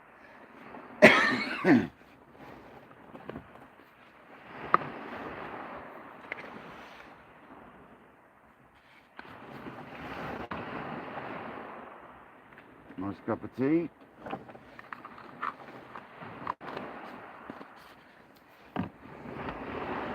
I did think about making a flask, but coffee, but I never liked flask.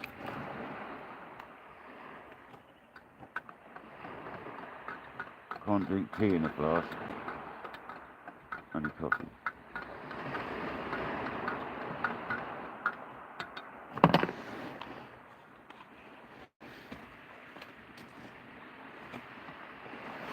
I do like this time of year though, we haven't got to worry about things like sandwiches and milk and stuff. You just bury it in the stones behind you in the shade.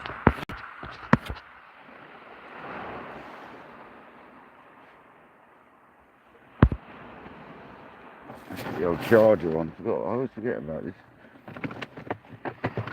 It's nearly too late.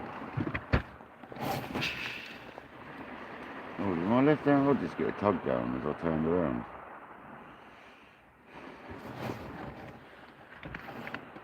Or is it the right hand rod slackened off a bit? I can't work it out.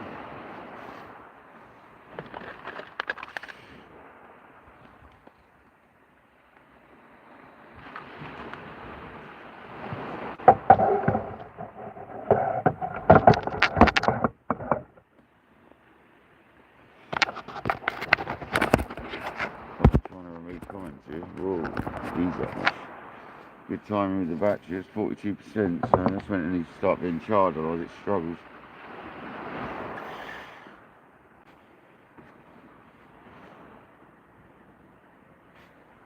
Okay.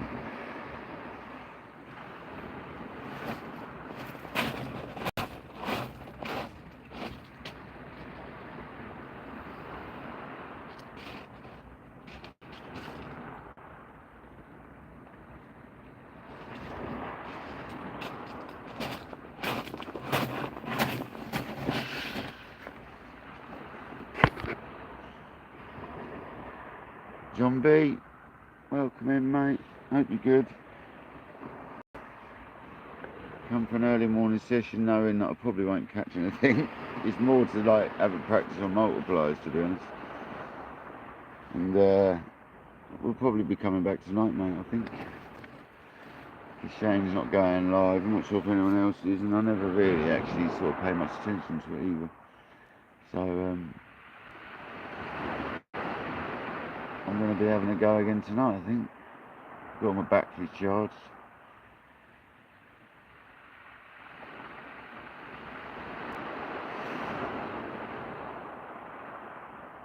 I think a nighttime session would be better.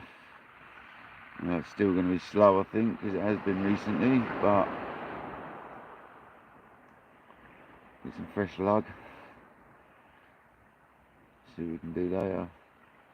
Thinking about it, I should be able to come and dig later, but I'm still going to come back and see if I can get my rig back and pick some limpet.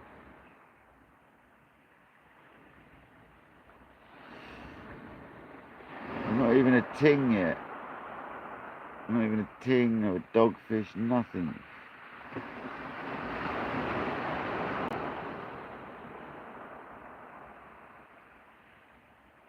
These moments where you contemplate fishing. But at the end of the day, it's how it goes, isn't it? You can't always haul fish.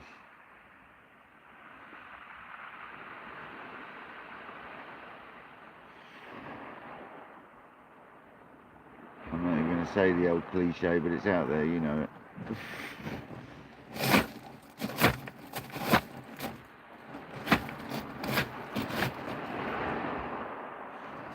It's nice when you get the lean on the old box right, leans back a little bit.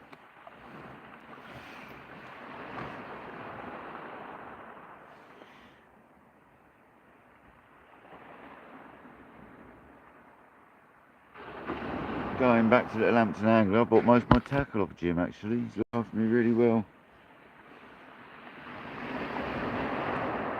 Got my first day with rods off him, my first day with reels, most of my tackle, most of my equipment.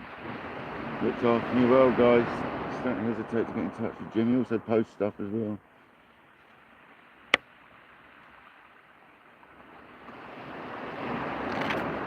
An online service.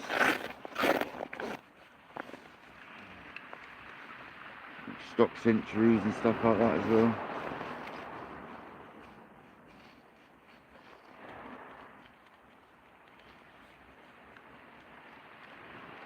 It's got all the high-end gear in there, it appears, from what I've seen.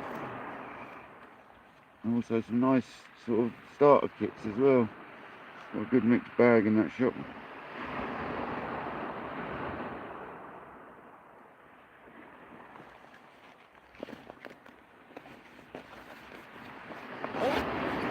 Common fish. I'll rechuck the flapper one in a minute. Actually, I'll get a smaller flapper rig out. That's what we'll do. That's what I wanted to do. Get the smallest flapper I've got made out, which I think's a 1.0.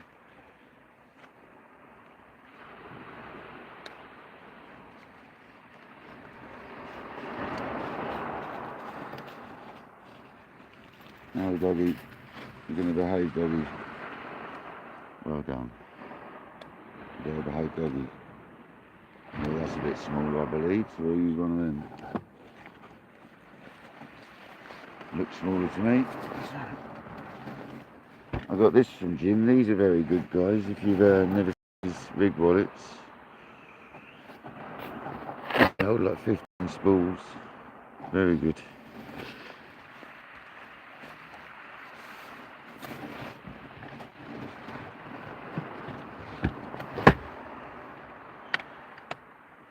Remember to fold your catches out of the way. Right. I might just go limpet on this one, to be honest.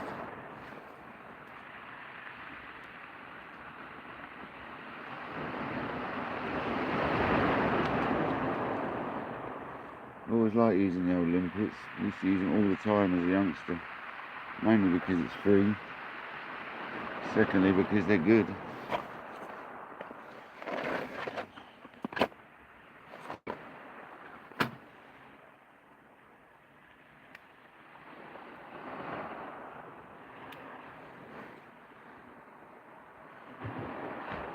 These are the nice little clip-up rigs I made with the spring system on the top snood and the cascade swivel below. pulls the tension on beautifully for you.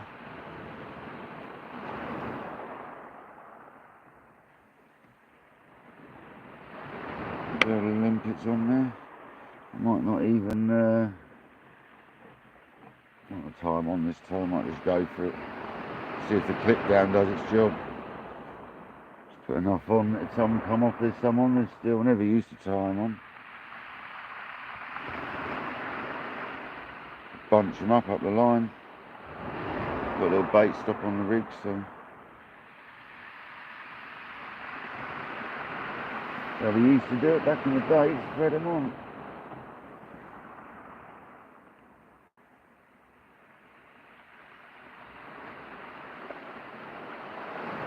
Like 5 or 6 or so, maybe 7 or 8. Just keep putting them on till you're happy. Slipper limpets.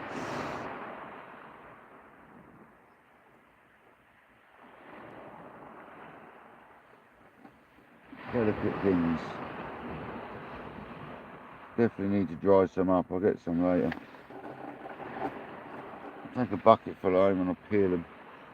I'll leave them at home for one day in the bucket in the shells, and then I'll peel them. I'm not even going to tie these ones up, I'm just going to go for it. Just bunches of limpets. Horrible looking things, but they're so soft if a fish touches them, they get the hook.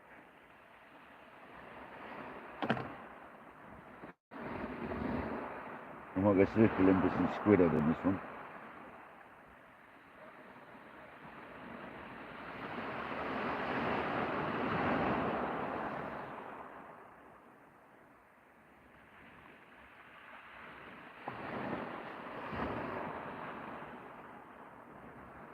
Let's see what blasts off. I can watch the videos back, you see. I put squid head on. Zip it on straight and bosh. So that bottom hook's got squid head and limpets. The top hook's just got limpets. They look disgusting, but that's what limpets look like. Right. Let's have a chuck.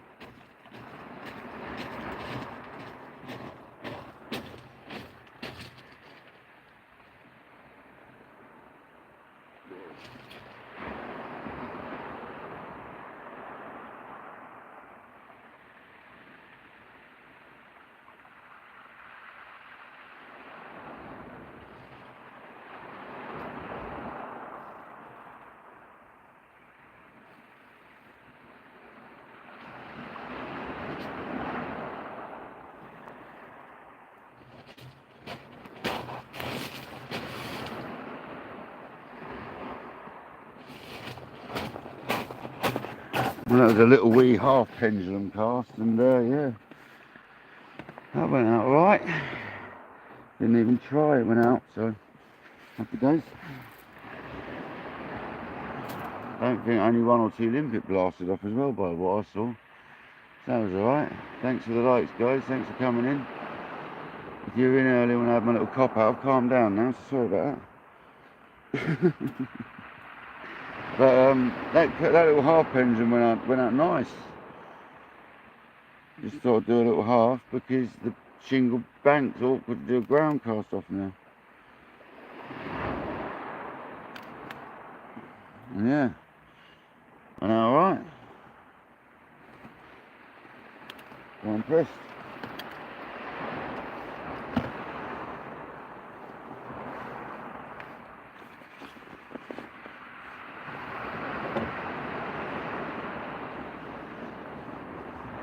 There's a squid head on the right hand rod, there's a squid head and a load of limpet on the bottom hook. And on the top hook it's just limpet. And on the left hand rod it's still mackerel, which is going to stay up for a while now because the other one's been coming in fine, so.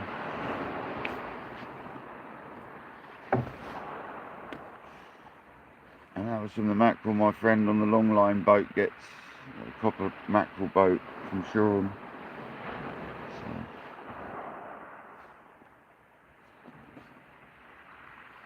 The one I nearly lost when the freezer, I left the freezer open and I went fishing. I think it's when I went to Southbourne, I was 2 days. Oh, there's a fly in the team, man. It's coming out and drinking it.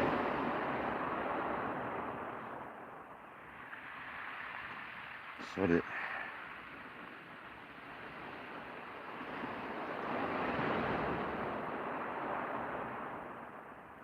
Never done it on your arm, it's good for your immune system.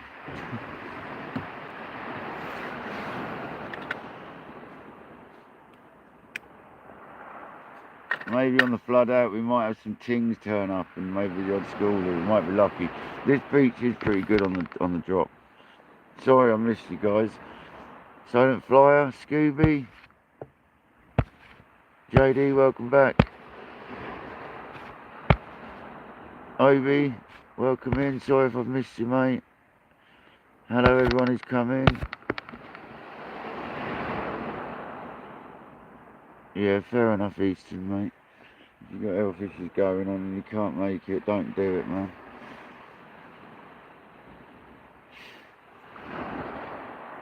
I know we're all typical fishermen and you're more worried about going out fishing, but if you've got reasons to be not fishing, mate, don't fish.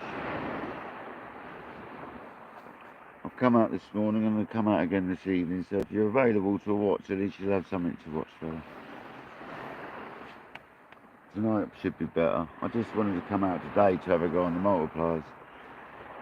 And to be honest, I'm probably going to go home and I'm probably going to reline them. Well, I'm going to, because the 525 mag 3 is like half filled as it should be, because I ran out of line. Thought I had enough, I didn't. I left the backing that was already on there, and this time I'm just going to start from scratch and go right from the bottom up, fill it up with normal line. I'm not worried about backing. I'm quite happy just to re-spool it. You get 2 reels out of 1 spool for 8 quid or something. I'm happy to do that every now and then.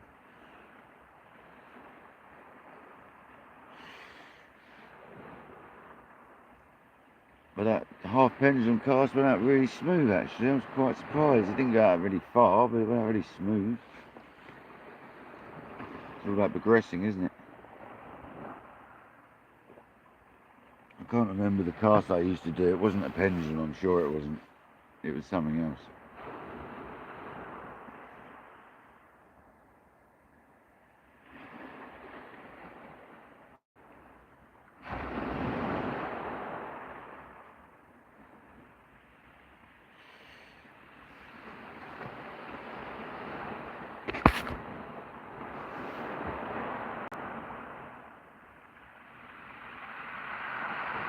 I haven't got a woman at the moment, Easton, but when I did have, no, Obi, sorry, not Easton, Obi, she used to come kayak bass fishing with me, mate, and yeah, she used to smash me, man. Becky, I know you watch sometimes, so you used to smash me.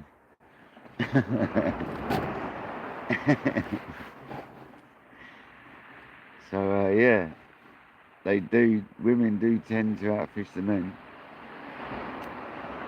Good on them. My friend's girlfriend or fiance does. She smashes it. Now he got her into fishing and she's now got all her own setup. She goes out and buys her own kit and that.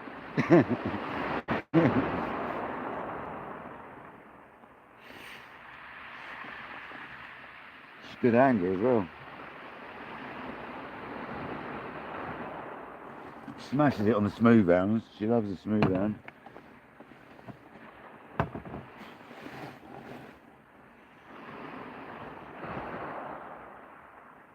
These rods are going to be heaven when it comes to smooth hound season next year. Absolutely awesome. I can't wait. And I'm wondering, last time I was fishing, that whole mackerel I put out, that little joey, it got bitten off without being twisted up. And I'm seeing a lot of late tope reports. So I'm just wondering if that take I had last time I was fishing on the whole joey, that bit me off really nicely, really easily as well when I lifted into it, like really easily. I wonder if that was a tope, because they've been a lot caught recently.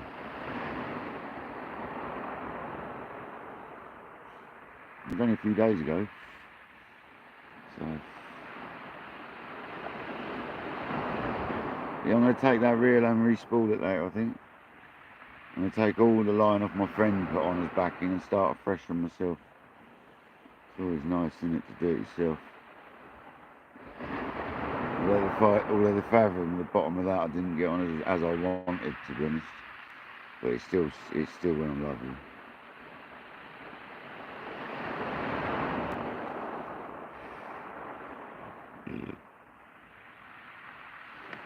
But Jay, if you're there, mate, I've done that little bit of plastic underneath the bottom end of the reel seat. It's only one end you got to do, Jay, the bottom end.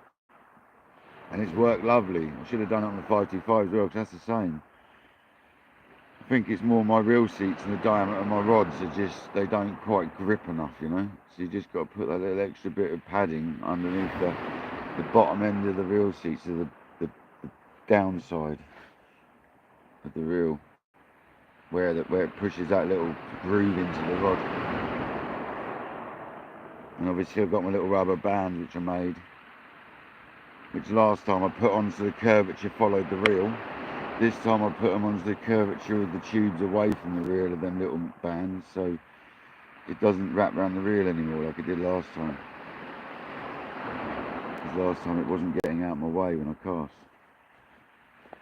So there's a little tip, guys. If you're using an inner tube to put on your rod when you cast the multipliers, make sure you put it so the curvatures away from the reel, otherwise it wraps around the reel on the cast and it really impairs the cast, man, trust me. Thumbs it for you the whole way basically without even thumbing it.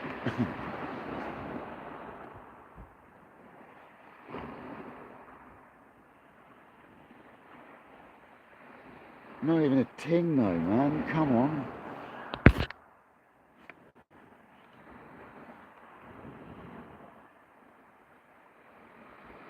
Yeah, it does help. Just on the bottom, Jay, like I said, not the tip end of the rod, just the bottom end.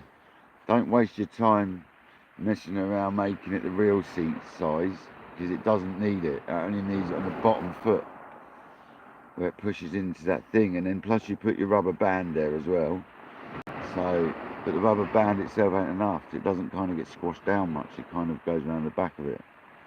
So I had like a little sleeve that you put train tickets in, a little plastic sleeve. I just cut that and folded it in half.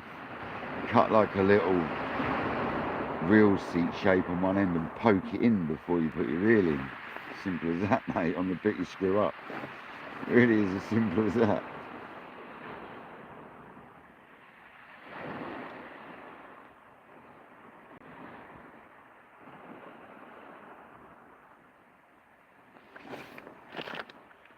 In fact, I've got one here. This is what I cut.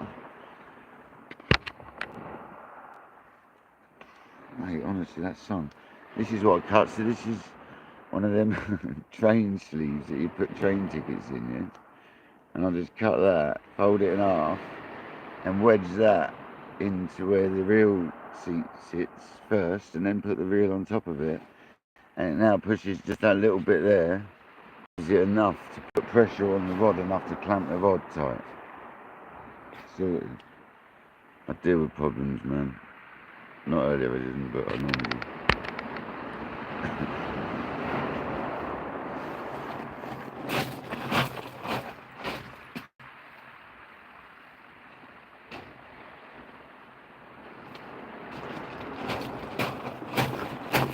As you can hear when I'm tightening up, I've got the ratchets on, I've got the drag set, so I'm not having my rods jumping off of rod rests. I can avoid it.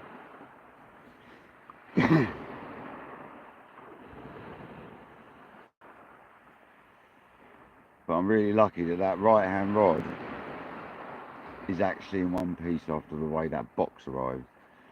And I've put them both side to side, I've checked it all out and it's mint.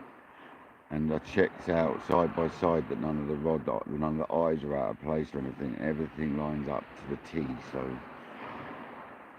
they're lucky. This is why you should go to your local tackle shop, guys.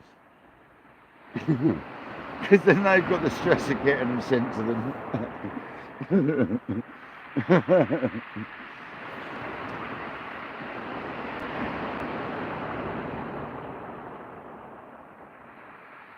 Never again, I have to say. Never again am I ordering rods online. That's the last time. Next time, Jim's the man. Never again, man.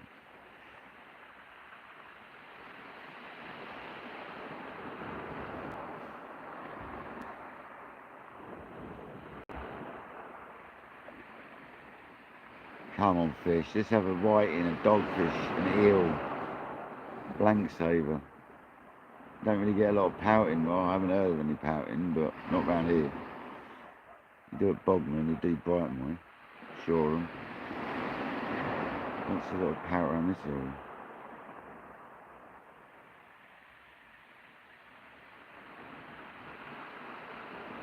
I thought there'd be the odd flatty about there, because the water started to clear up a bit on the inside edge. Surprised there's not the odd flatty feeding, I really am.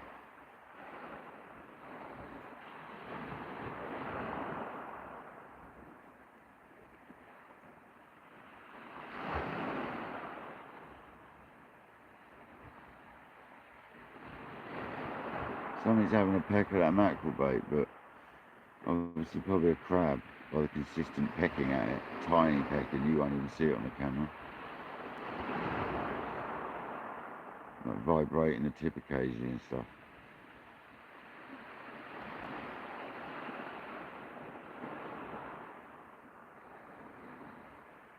Definitely something chewing on that.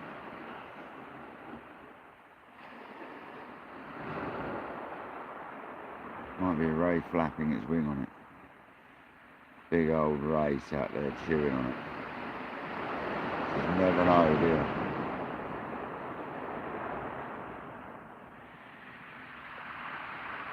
If that suddenly bends over and keeps going, we know it is.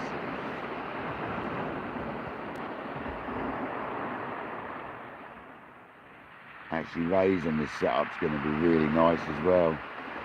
And that's what I want to predominantly do next year, is fish for every species of ray possible in the UK, pretty much. That's going to be next year's mission, or at least on the south coast species.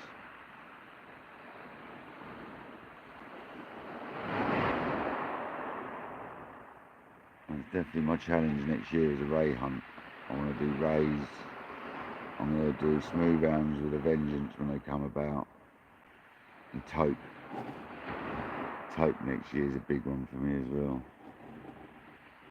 I've got the kit for it now, so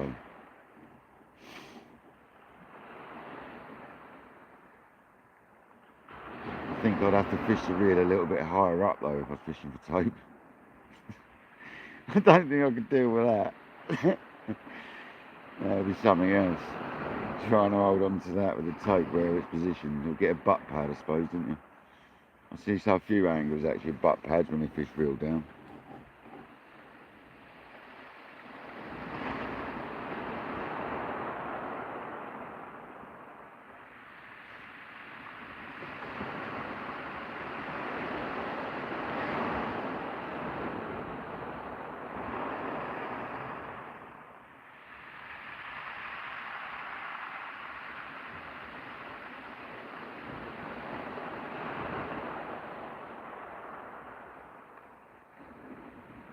I'm amazed with limpet baits on there, we ain't getting like rattles off something.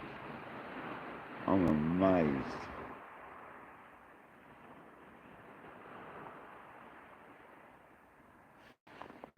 Sorry guys, I'm really struggling to see the screen. Yeah, I do. As well, Paul Merritt, welcome in, mate. I'm not sure if you're in earlier or not, but welcome in. Mr. and Mrs. Diner, welcome in. Oh, my phone, man, is roasting. Oh, I hope that doesn't overheat, guys. Oh, there is a great chance of a flounder or something. Yeah, especially on limpets, slipper limpets. That's what we used to catch. We never used to fail when we had limpets. So tonight, I'm definitely coming tonight. I'm going to do tonight. We go live. I set myself up nicely for tonight. This morning, I didn't wake up early enough. I snoozed. I didn't even feel right this morning when I woke up. So that's probably why I'm just not feeling this live. But I want to carry on. I feel relaxed again now, so am I. But I need to get my stuff together. I nearly said the other word then, but managed not to. I want to get my stuff together. I'll come back later and we'll see what we can do in the dark. I'm going to fish the multipliers. I'm going to re-spool the other reel, get some new leaders, get set up nicely, knowing that I'm not going to worry if I snap off.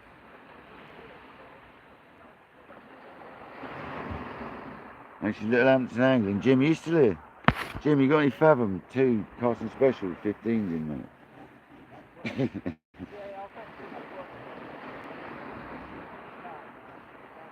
You did say you're getting some at some point. Instead of respooling that for now, I could just respool a new Fathom instead. Means I'd have to strip the grease and that malarkey, but it doesn't take me long if I do it on my own rather than filming it.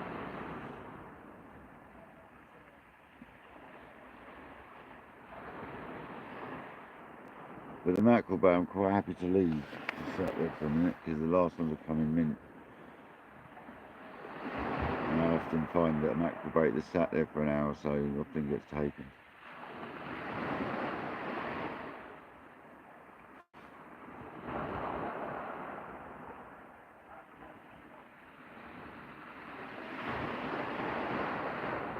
What a beautiful morning though. Hope everyone's going to have a lovely day today. It's a lovely day. I don't know where you are in the country, all of you, but I know where some of you are, and some of you are going to have a fantastic day. Beautiful.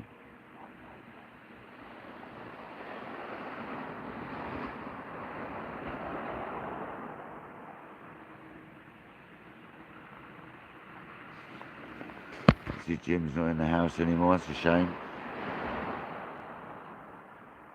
How are you, Andy? You're at the calf. You've gone to the Bluebird. Seals. I can never remember what Pete's calf's called. Are you down near the calf, fella? Because they do the world's best breakfast, I swear. His sausages down. I don't like sausages, but his sausages down that calf at Ferry, mate. Pete is a lovely fella as well.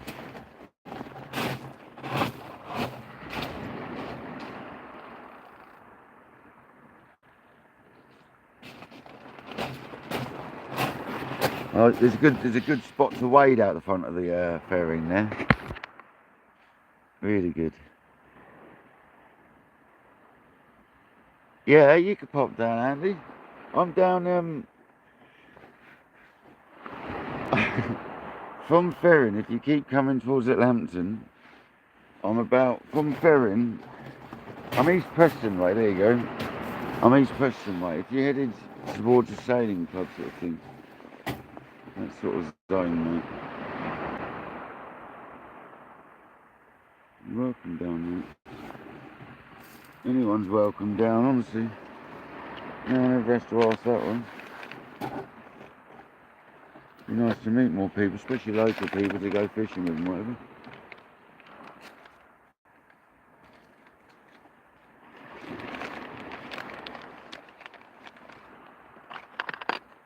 So it's not far. If you're walking on the beach, it's a mile up from Ferring, isn't it, I suppose?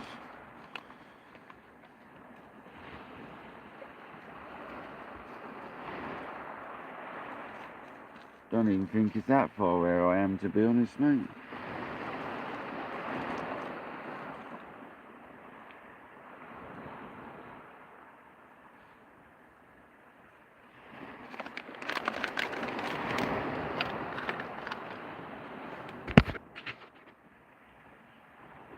I'm in a Bigaloo, you can't miss me. Black Bigaloo.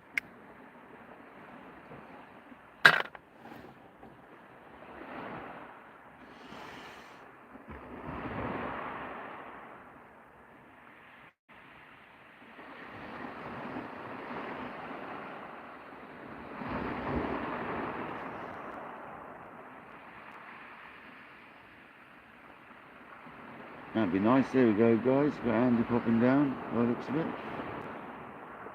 Nice to meet a viewer, wasn't it? That's what it's all about for me, meeting people. The amount of nice people I've met now is unbelievable.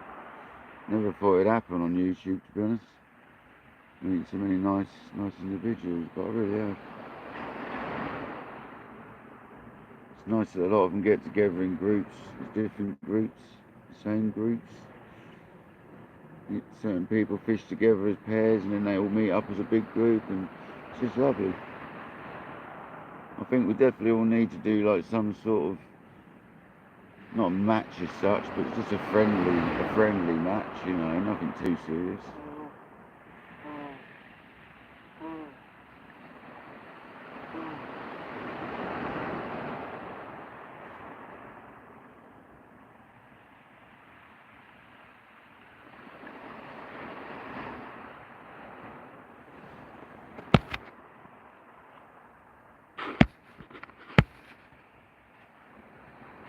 I can't believe I haven't had a bite though. It's like seriously the wrong conditions in my eyes over fishing daytime like this. Absolute flat kind of kayak would have been amazing.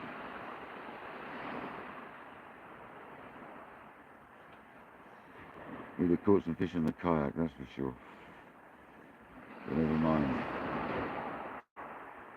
Maybe tomorrow.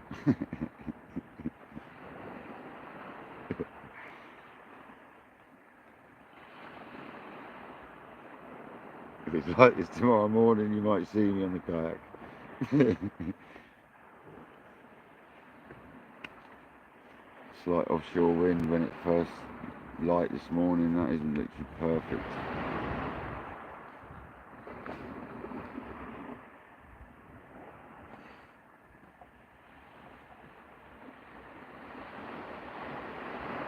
And that mackerel keeps getting like little like left hand rod. Keeps getting some funny little like nibbles.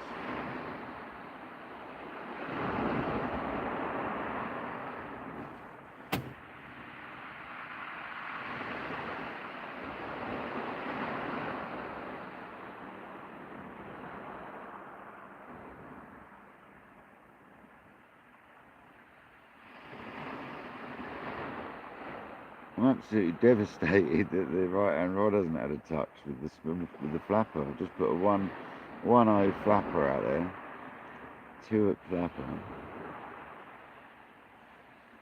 with a limpet on the top and a squid and a limpet on the bottom. Nothing. As Dano would say, it's devastating. I'm not trying to nick his words, I just find it hilarious. The way he says it with such passion. That live when he was doing the storm, it just had me in stitches, man. I was absolutely creased up. It was one of the best lives I've ever seen, I've got to say. It was so funny. The way he was just milking the crap out of that devastation. It was so funny.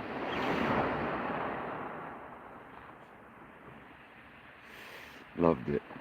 Made my night, that did. That night. It's so funny.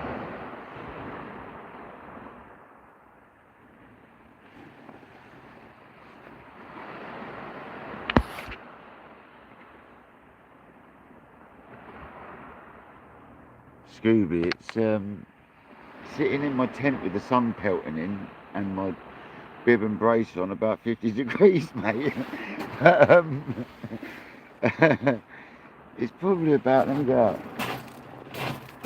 8 or so, 10, maybe just over 10 degrees, I'd say now. It's got to be, innit? It's got to be something like that.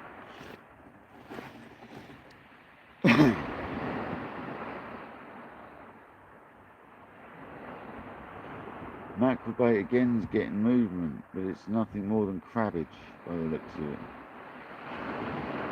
All the time crabs are picking at it, it's adding sense, so I'm never worried about that.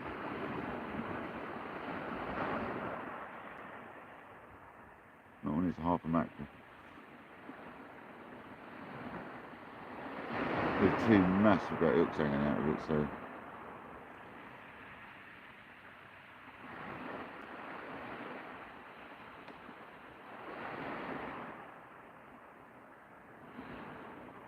But yeah, that's my lesson learnt, guys, when buying new rods, right? The stress it caused me, getting both of these rods. The first one was a nightmare. The first one arrived, and then I was bent over flat on the rod when it arrived, and it wasn't from travelling either. There's no way in the tube it came in that it could have done that. So the shop must have forced it into the tube and bent it. So they sent me the replacement, took the other one away, and then this second one on the right hand side, I'll post the pictures up at some point of the box. I don't want to though, I don't want to name the shop. I don't want to name them, man. It's not necessary. They did get it to me and they got it to me quick, but oh my god, I'm surprised it survived. JD saw the box and so did Shane, and you wouldn't be happy if that rocked up with your quite expensive rod inside it. Put it that way. The anxiety levels went higher than they already were when your new rod turns up in the delivery. Like 10 times higher. I've never seen a rod box in an S shape before. I mean, to see something in an S shape that's supposed to have something straight and made of carbon in it is a worrying thing. But somehow it was alright. Don't know how.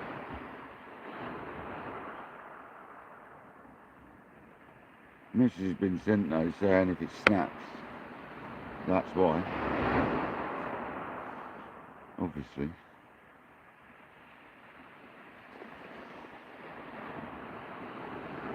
Is that a bit of a pluck on the right hand rod then, was it? Come on. Andy will hopefully bring me good luck. Yeah, Scooby mate, honestly. In this bib and brace, it's sweaty. I might take it off. But it's really quite comfortable, so.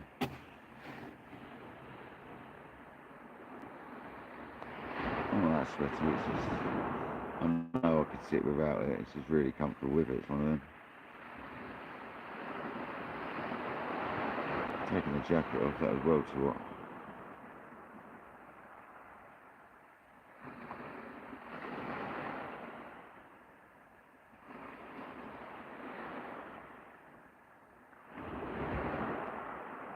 So hopefully guys we've got Andy Cole turning out shortly.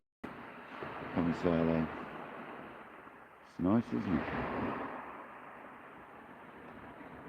It's nice to know there's people local that I can meet up with and whatever.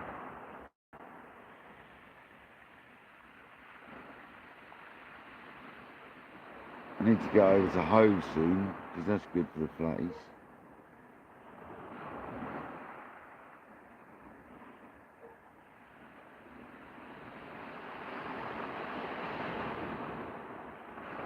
We should be getting some cuddling and stuff coming through, you know, but it doesn't seem to be happening.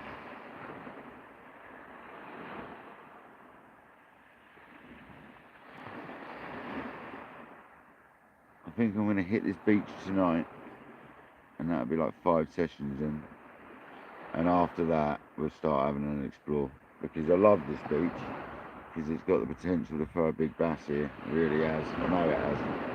But after tonight, if I blank tonight, that'll be it. Not that I've blanked here every session, I'm just saying. We've had eels, we've had dogfish, we've had the odd whiting. But we need to move, I think. somewhere else in the next few sessions.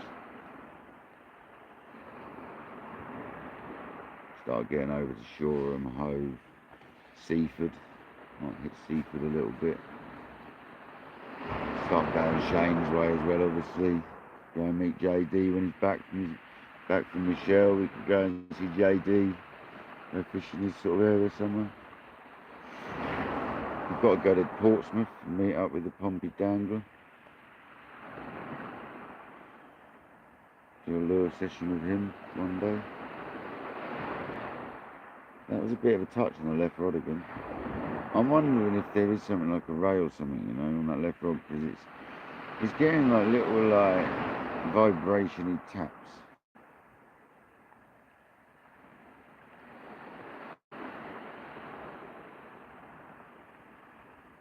Right hand rod. Come on.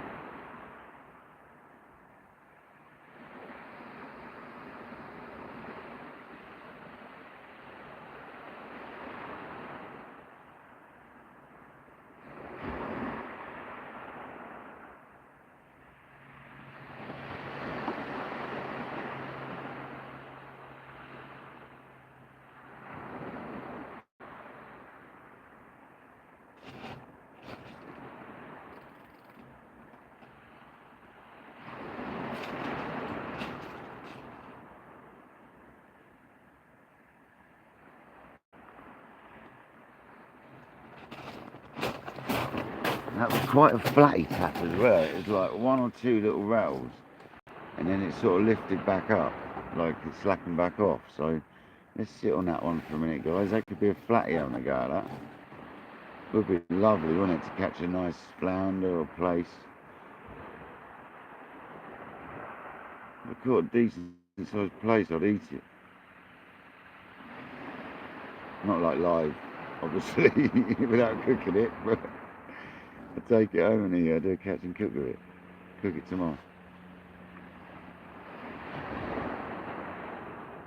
Never like cooking fish on the day I catch it. I like to gut it, bleed it, gut it, and fridge it for a night. I always find it better. And that was definitely a tap. Paul Merritt, sorry guys, I really am struggling to see. Yeah, I like getting together as well, man. I'll do it soon. I might go up to Shane. I might see what Shane's doing next week. I might go up next weekend.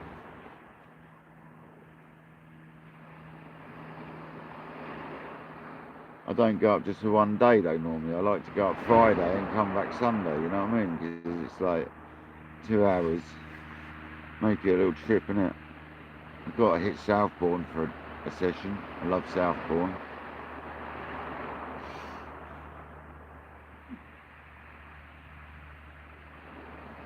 Maybe some of these other beaches that we see Shane at, maybe I can be invited to one of them at some point. I know where they are anyway, but I just don't know the exact spots. But anywhere around that, anywhere on the south coast, anywhere in Dorset on some of them beaches, you can't go far wrong, I don't think. Just look on Google Maps for the features in the ocean and just go from there, don't you? You can see most of the low tide stuff anyway, can't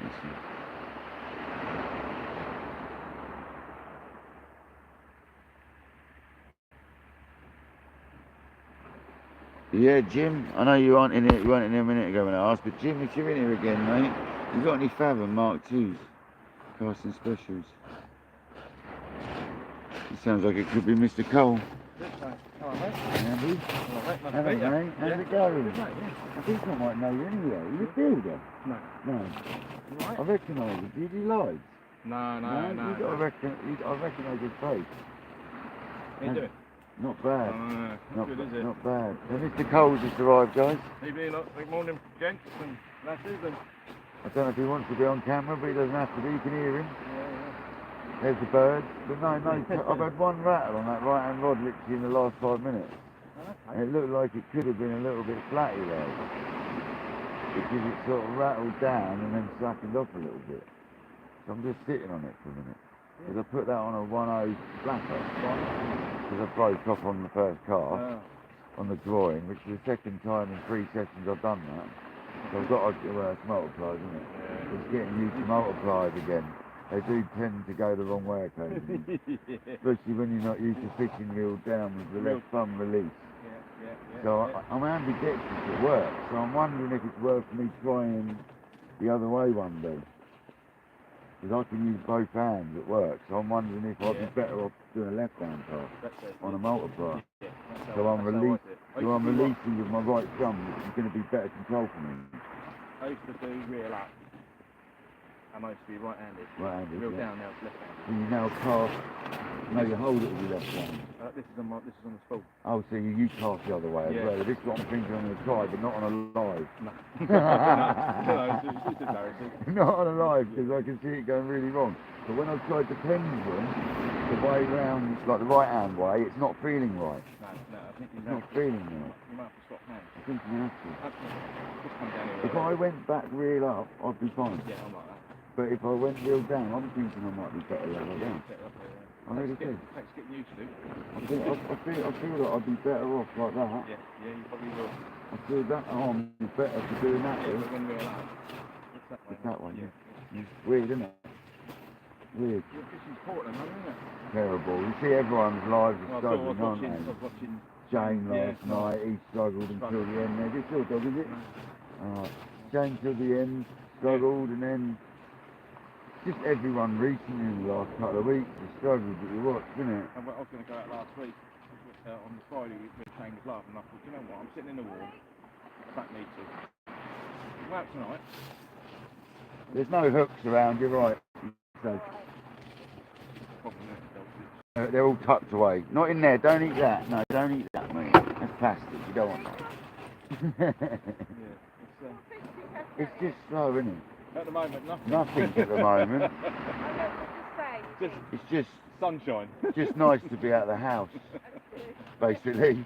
Yeah, I fished here. Actually, I fished here a few times, actually. Have you? I fished here. Where are you from in Shoreham or local? I'm actually working. Are you working? I fish Shoreham Beach. Yeah. Yeah. So did you drive down the ferry and park at the camp? No. My mate lives on the ferry, and I've just been his house. Yeah. And I could give you Nice one, yeah. And you walked from ferry? No, I parked just down. Oh, yeah, you parked down where I did. Where that boat is. That's it, that's where I parked. Yeah, you know it, you know it. I fished here a few times, actually. There's a big reef there. Yeah, there is, and it's where I do a lot of spinning on the kayak. Yeah. If you've ever watched my lives in the kayak. No, I don't. No, you might have. I haven't done any, that's why. I called myself KayakDangleruk and literally did 3 or 4 lives, and then decided I've had enough of watching everyone catching shellfish, and I had to get set up again. Yeah. I was predominantly going to kayak fish. Right, okay. But I had to get back into beach fishing, so it had to be done, and then I did, and I just started smashing hounds, and it just gave me the bug. This is a fish good, not any other day, it's on the day. This area here is really hit and miss. Yeah. Like, you've either got them or you haven't. It's not like, if I was to go half a mile that way, half a mile that way, I'd probably winkle out whiting or something. He is very, very hit and miss. There you go, right, oh no, it's birds. It's birds. Oh no, like these go 3 miles that way as well. It's undulated and there's boulders out there like. Have you ever fished off the reef on that low tide? My friend, this is how I got into town, and my friend was wading up that end though.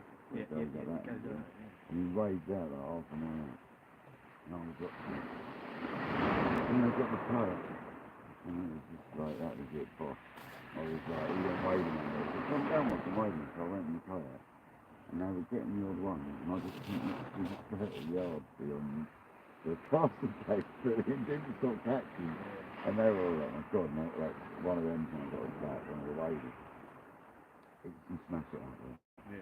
But no, I haven't done any wading out there. I've done one session of wading out there since I've had the wading. I like Rushington for that.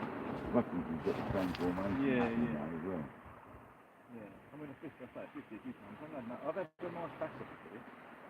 A long time ago. Yeah, long time ago. You know, did you ever see the smooth down sessions? The one that the smooth down sessions over, I had 2 sessions in a row where I must have had 40 pounds and lost about 7 as well. That was up that way. You'd know it, it's a good spot. Yeah. I won't say it, it's up that way half a mile, basically. And because no one else bothers. No one else bothers with the mission, you know what I mean? To get there. So, unless you've got a mate that lives there, it sounds like you're getting paid. You're really lucky, but yeah, it's a good area, isn't it? You know that. Yeah. Anywhere between, say, Pompey and Brighton, we're blessed, man. But we just haven't got the wind condition. That's the problem. It's not like Dorset where you can just nip round the corner and get away from it. We just got southwesterlies and that's it. It's just have it. There's no getting away. You've either got a fish or you don't. Do you do a lot of fishing, do you? Yeah, well, yes, I do a lot of fishing, but I do other hobbies as well. You're not a motocross, are you? No. You're familiar, man. You're familiar. Maybe you've been a sea angler or something like that, no? I don't fish my local pier. I don't fish my local pier or... What, Worthing? You don't do Worthing, no? Yeah. I haven't fished it since I was a kid. The only time I fished Worthing Pier is when I'm underneath on the kayak spinning. And there's everyone's lines out, and you're in a blanket, and you're like down there like that, catching bass. Funny as you like, but it's a nightmare. It's when it gets too busy down there. And I don't fish Worthing Pier or beach either. I don't do Shore and Marne very often either, it's just so full up these days. I used to fish it a lot as a child, but now we... I'll fish that if I can't fish the beach. Yeah, because you can always go inside, can't you, on the west arm, yeah. You can always go inside on the west arm. A lot of soul there, though. Yeah. If you go up the beach there, off the west arm, you fish actually off the beach, towards the actual arm, tuck it next to the arm, in the sand there. I've had a lot of soul there over the years ago. That's something I might do actually, when it's windy next. There's some nice bass out there. When it's windy next, that's a good idea. I can go and stick myself on that beach to the left-hand side of the west arm. Yeah, that little bit. A little bit. Yeah, I've seen a few bass soul. I heard some soul. Some soul there. And the flatties, you get a lot of them there. Problem with this bit of beach, as you know, it's rocky, it's dominant rough ground. And if you get into that, you're in trouble. Like, I need to start setting up a rotten bottom, really. Because I have lost a lot of rigs over the last 6 months. A lot of rigs. I've got a few of them back. I mainly fish Eastbourne. That's the furthest I've been. I'm going to do Seaford things. I'll do Seaford in Camden. Is it the east end of it, I hear, or the west end? It's tricky, isn't it? I always fish I think the east end uses it, the west end is quite good. Yeah. The good thing about it, it's all free fight. Is it all free? It's all free. I usually fish where the fucking staff are. That's on the east end of the big beach, see? That's right up by New Haven. Oh, New Haven end, yeah, see, that's what I'm hearing now. So, and I usually tend to go early places, January, February. There's all the time early places. It's another beach like here that is I've heard, it's very hit and miss. But you either get your fish or you don't. There are a lot of beaches I can go, like I said, I can go to Atlanton and I would have had a white in there, I would have had the odd little scrapper out, you know what I mean? But you come somewhere like here and it's very sort of, very hit and miss. You're really going for one big bass, you know what I mean? That's sort of what you're doing here. You're predominantly going for one big fish. They just hopefully, I'm going to come back here tonight. You come back here tonight? Yeah, I'm going to do tonight. I'm going to pack up and do it. I'm going to go down to Atlantic and get some tackle. I'm going to come back and get my rig back hopefully off of there, not for my sake, but everyone else's. Right. People keep putting on Facebook now. There's been a lot of posts on Facebook. I've never seen one of mine on Facebook, but I've seen a few come up. That's the problem with it. Because the tide goes out, it happens, doesn't it? But we're sure of at the other end. They don't go out enough. We don't go out enough, so if we do lose it, it's not going to get... Oh, is that the bird? Or is that a pup? Bird too far. The bird. Yeah, then I'm going to basically come and Thompson Lug on this. I might come and Thompson Lug. Pick up some slipping links, which just played with it in that drop. Absolutely played with it. So I think I'm going to get the slippers out, take them home, give them a day in the bucket outside like I like to, and then peel them for 2 or 3 days, leave them to dry a bit. They've got shells on them. No, they're all down in just in that trough. Just in that trough, that's what I'm getting the bait from. There's loads there, look, peeled. Well, I've done, that's a handful I got in 10 minutes. Sorry I'm neglecting the chat, guys, but Andy Cole, whoa, 21 in the chat as well. Andy Cole's turned up for a visit, so I really apologise. Chat amongst yourselves. We're just having a little natter. I'll be in and out of the chat, so I do apologise. Nice to meet a viewer, though. Speak to you in a bit, guys. Yeah, slipper links are a killer, man. But look, they've not done their fish. No, well, I'm out tonight. I'm not expecting a lot. You don't do those. You just don't use to watch, basically. And I just... You see, you're quite active for everyone's lives as well. Yeah. Like, you're in the fishing predominant lives all the time, man. So you're definitely coming back to people. Yeah, I mean, I ask questions that are relevant. You know what I mean? I don't ask silly questions. The silly questions are allowed. There's not too many of them. We all get silly sometimes. It's like too much sometimes, isn't it? But what I like is the mods we've got going around the fishing community are really looking after us, man. I've got to say, they've got some crackers. First time out, isn't it? No, that's the second fishing session now on the paddle. Yeah. And it's me starting the 6th time casting with it. And I'm loving it, mate. I've got to say, the 5 makes really beautiful reel as well, I've got to say. Yeah. Just not as easy to cast. It's just a different machine, you know what I mean? It's not as nice to reel in as well, because it's like a lot slower. Yeah, a lot slower. But it's not a lot slower. You've got that. It's a bit different. I'm getting the other paddle, man. I'm having a pair of paddles, and I've got that as spare. So I've always got a spare. I hate having no spare, mate. I always take one spare. I've got a spare. But I've got 15. they're 15. Yeah, I've got 15. Well, you know, casting, they're not hard to pull up. No sense to pull them right up. Yeah. And they're about this, they're about that. Yeah, well, I didn't make the time to check it. Oh, okay. They're all right, that's all right, aren't they? What I might do is get a short. They're nice reels for like plates, yeah. Stuff like that, exactly. And also, it's like, they're designed for big rough ground and the others are more for like clean ground. But the scale is still the same body, it's just squished in a little. Yeah, it's a small spool. Exactly the same everything. I didn't think it was. It's exactly the same. It's the spools now. Yeah.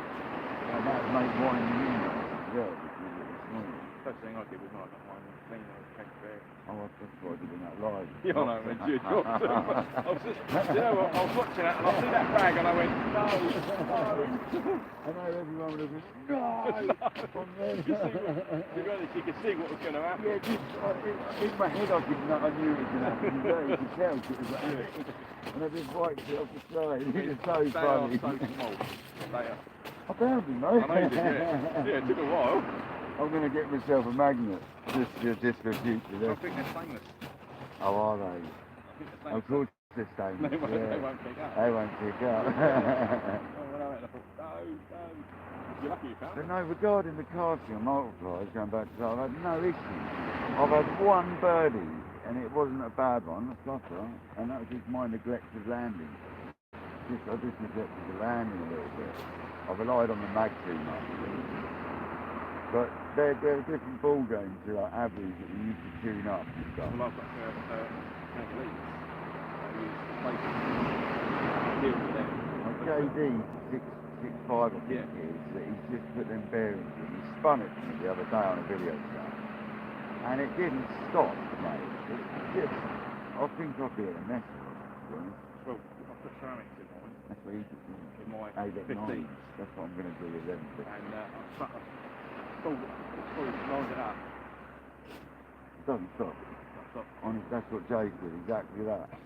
Did you strip them? Are they the same? Can you take the grease out, like the oil out and re-oil them? The instruction says no need to take any grease out when you're... So it's already come with one little micro grip in there. Yeah. Fair And enough. they are, yeah.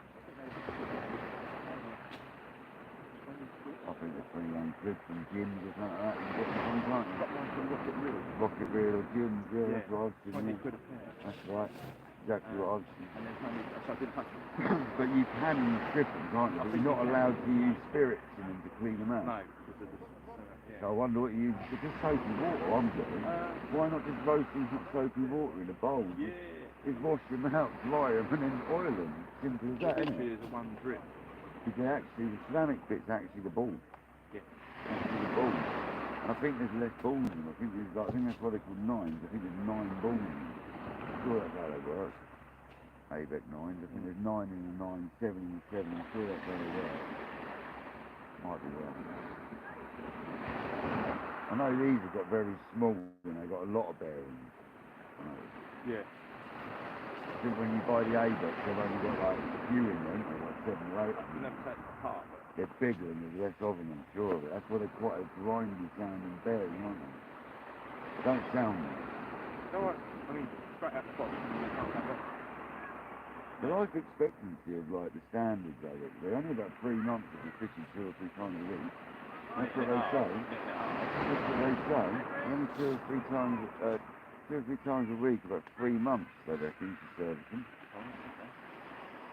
But I'm one of these that do about 4 or 5 sessions and I have it apart and I'll do it all again. Just because why not? I can and why not, innit? Because I used to neglect it and pay, and not paid for it quite a few times. Yeah, you have to trouble it. If you don't look after them, they won't know that either. Especially them level winders we used to use back in the day. Like, you don't look after them and the level winders dies on you. And that's when we used to strip them down into carting reels. When the level wind died on the level winders, we used to strip it out and turn that into a carting reel instead. And that's how we used to have some seriously fast reels back in the day. The 6.5 stripped down. Centrifugals, we stripped out. That's it. Well, the retake reflection. Probably got fish on it anyway, because sat there for ages, I remember.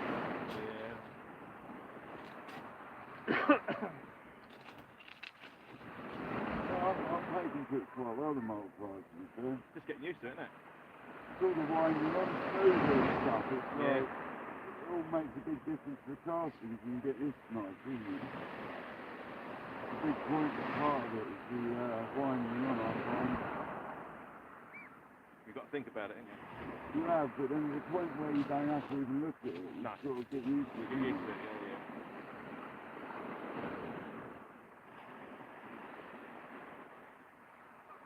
I never liked how they laid them on with a self-winder because it's like too fast. It used to cross-act it really bad. There we go, slipped off. That was good start.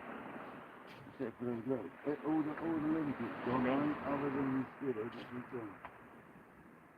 It's not like you skid at the moment, are they? Anywhere. All the lines. It's not like you skid. I'm thinking about getting some lug later. I'm just going to go out with some frozen. Frozen my bait. That's all I've come with is mackerel. And mackerel is good. I'm going to stick a limpet out this time because I've had a knock and there's no... Let's see if we can get it down.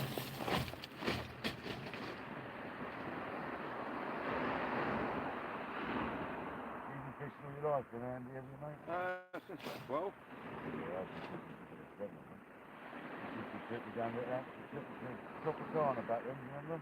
Sorry? Are you local all your life, like Worthing, all your life down there? I lived in Shoreham and then moved to Worthing, yes. Well, I'm 7 years old, my sister took me to Tropicana, we bought my first little 11 foot, I think it was, tide rod, not knowing what we were buying, do you know what I mean?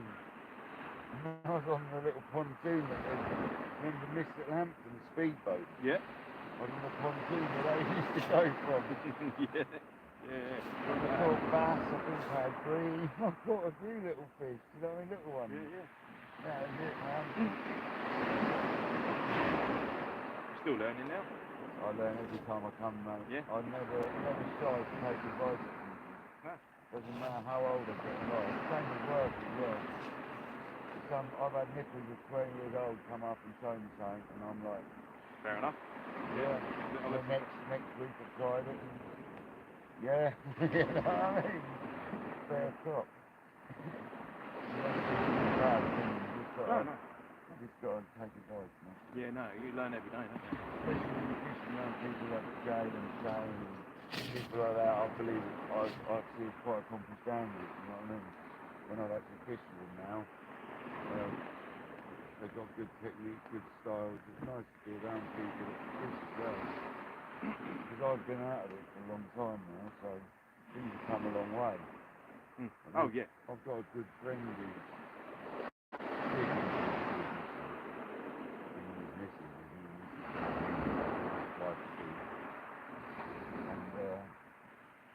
yeah, he's got a lot of knowledge. He's taught me a lot about these fish and stuff like that in the last sort of 6 months. When I was fishing before, there was none of these fully rigs in there. There might have been, but I wasn't interested in it. All the running edges back then and all that stuff. Yeah. Easy, wasn't it? Two at flappers. Flappers just on triple swivels. Yeah. And booms and that. Yeah, I don't fish with them anymore. I don't miss all that whatsoever, because that was horrible fishing. I think it's what put me off. All of that last, to be honest. Little plastic white booms and stuff. Oh, no. Still use them on the kayak. They've got their place on the kayak. Yeah, everything's got their place. But, nah. Right, guys, we're just going to cast a fresh pure limpet bait. How many's in the chat still? Since I've been neglecting you guys, 17. Thanks for staying in. 32 likes. We've got Andy Cole who's joined us. If you don't know, he's just popped down to say hello. That's nice of him. He's a local man as well, so. We'll do a half pendulum again because I want it.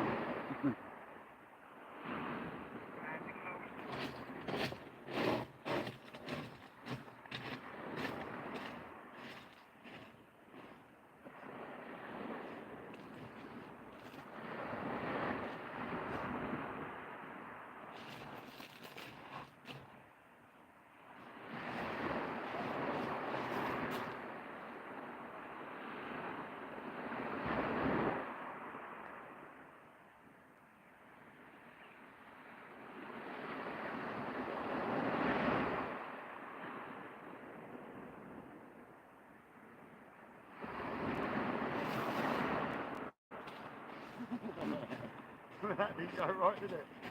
That's how you go over the groin. Oh. You're going over the groin, did you? Yeah, it would have been, yeah. There's a lot more of it under the water. You see. I suppose the limpet didn't blast off. All the risky. You can send them out.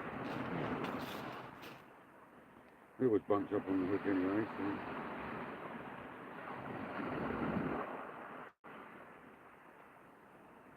Yeah, that was wrong. That's how I did it earlier, and it went over the groin, and I left it out there. Yeah, it's a nice beach one, isn't it? Too tight at the groin, didn't they? Well, you wouldn't get two people fishing it.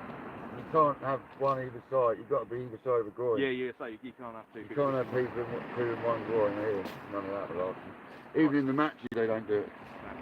The matches they used to hold it. I don't know if you ever did any matches or anything like that. But the matches, Ian Gold's and that, I think Ian Gold set a lot of the matches up around here back in the day, to be honest. But he used to be well involved with them anyway, I know he did. But, they never fished two in a boat, ever. I used to come down as a kid and watch. My friend Terry used to actually do the comp sometimes. So if you don't shoot the Terry, I never got involved in myself, I didn't fancy it, but they always just had one groin each. I was trying to again.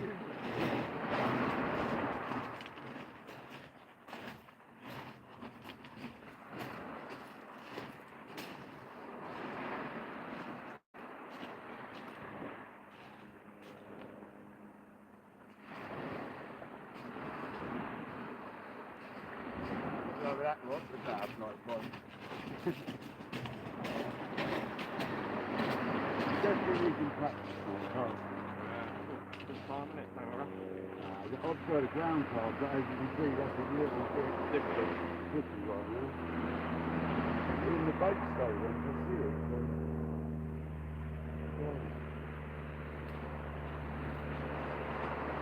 Decent knuckle out there, mate. Steady coming in at 15. You ever fish down that lantern way? Yeah, I don't really like it, you know. No. I sometimes do the entrance to shelter, near the centre, in the centre. Oh, okay.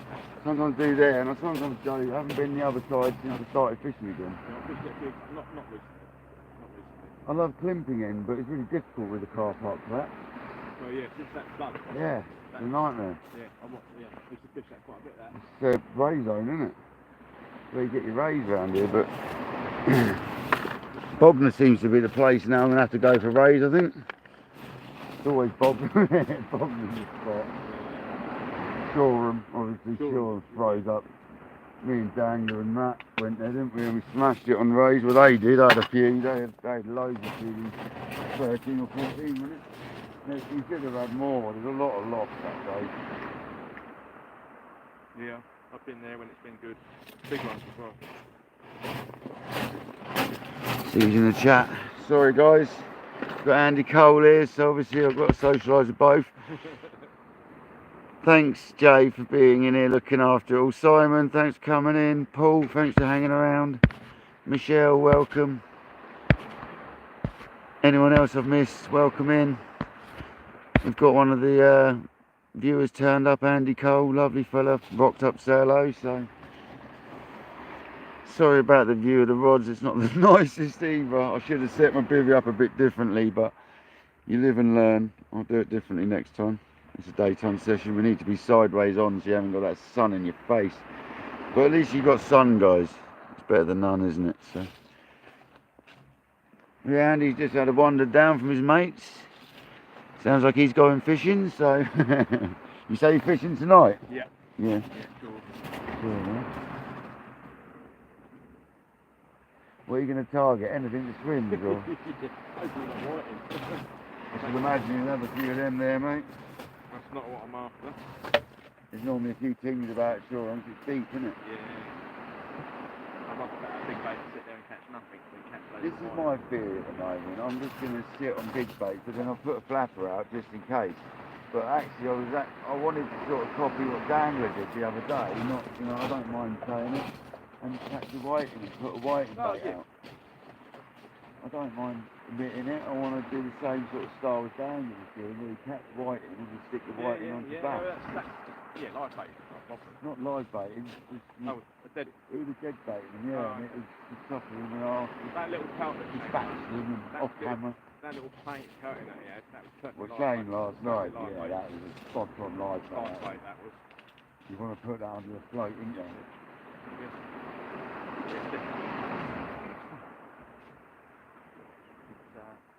You want to put that one under the float. Yeah. We used to do a lot of that off Worthing Pier.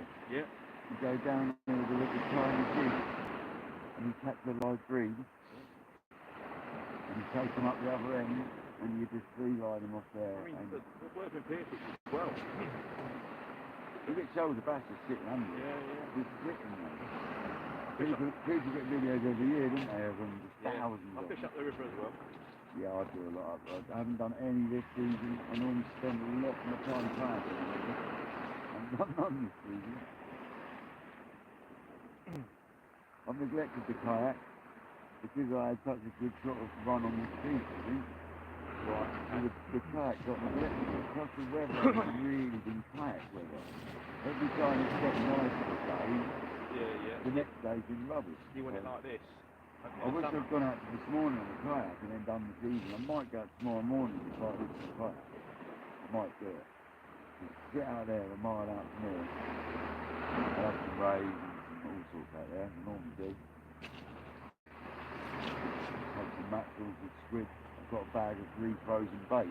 Just take that out with me on the kayak. And just use that. It doesn't matter if it's soft and mushy, you know what I mean? No. But I'm amazed the Olympics aren't getting absolutely hammered again. I would have thought they would be. Actually, invasive species, isn't it? Olympia, is it?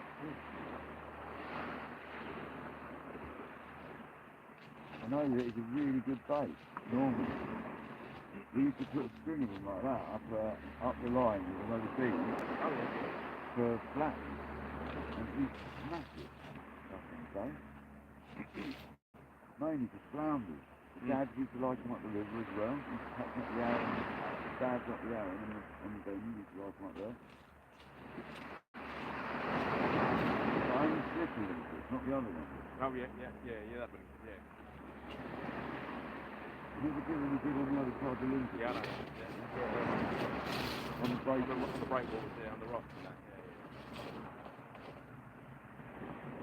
I've always tried it, but never done well. I know people that have tried each that have worked for a while.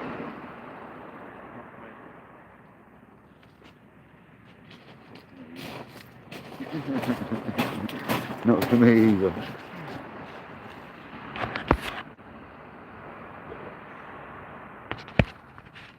I hope everyone's well today. Simon, welcome in.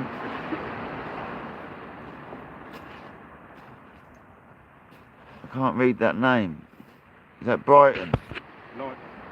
Leighton, sorry, Leighton. How's it going, Leighton? No luck yet, mate. I've had one pluck on limpet rod, literally on a limpet bait, and I've had nothing. I've had something was mucking around with mackerel, but more than likely crab. Or we've had something like a ray messing around with it earlier, because it was vibrating about and stuff like it does. But nah, I didn't expect one today. Look, it's too calm, it's too nice.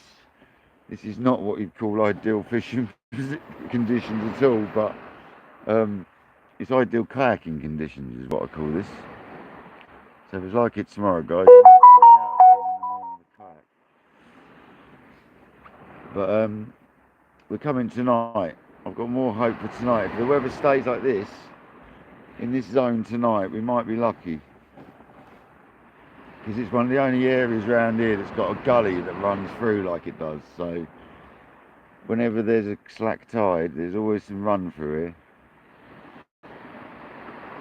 as I found out earlier when I lost the rig into the groin, because I hadn't cast it over it, but it took it into it. So hence why I reeled my last casting, because it was over it. Because I'm a numpty. But no fish. Good job I'm not doing it for survival, isn't it?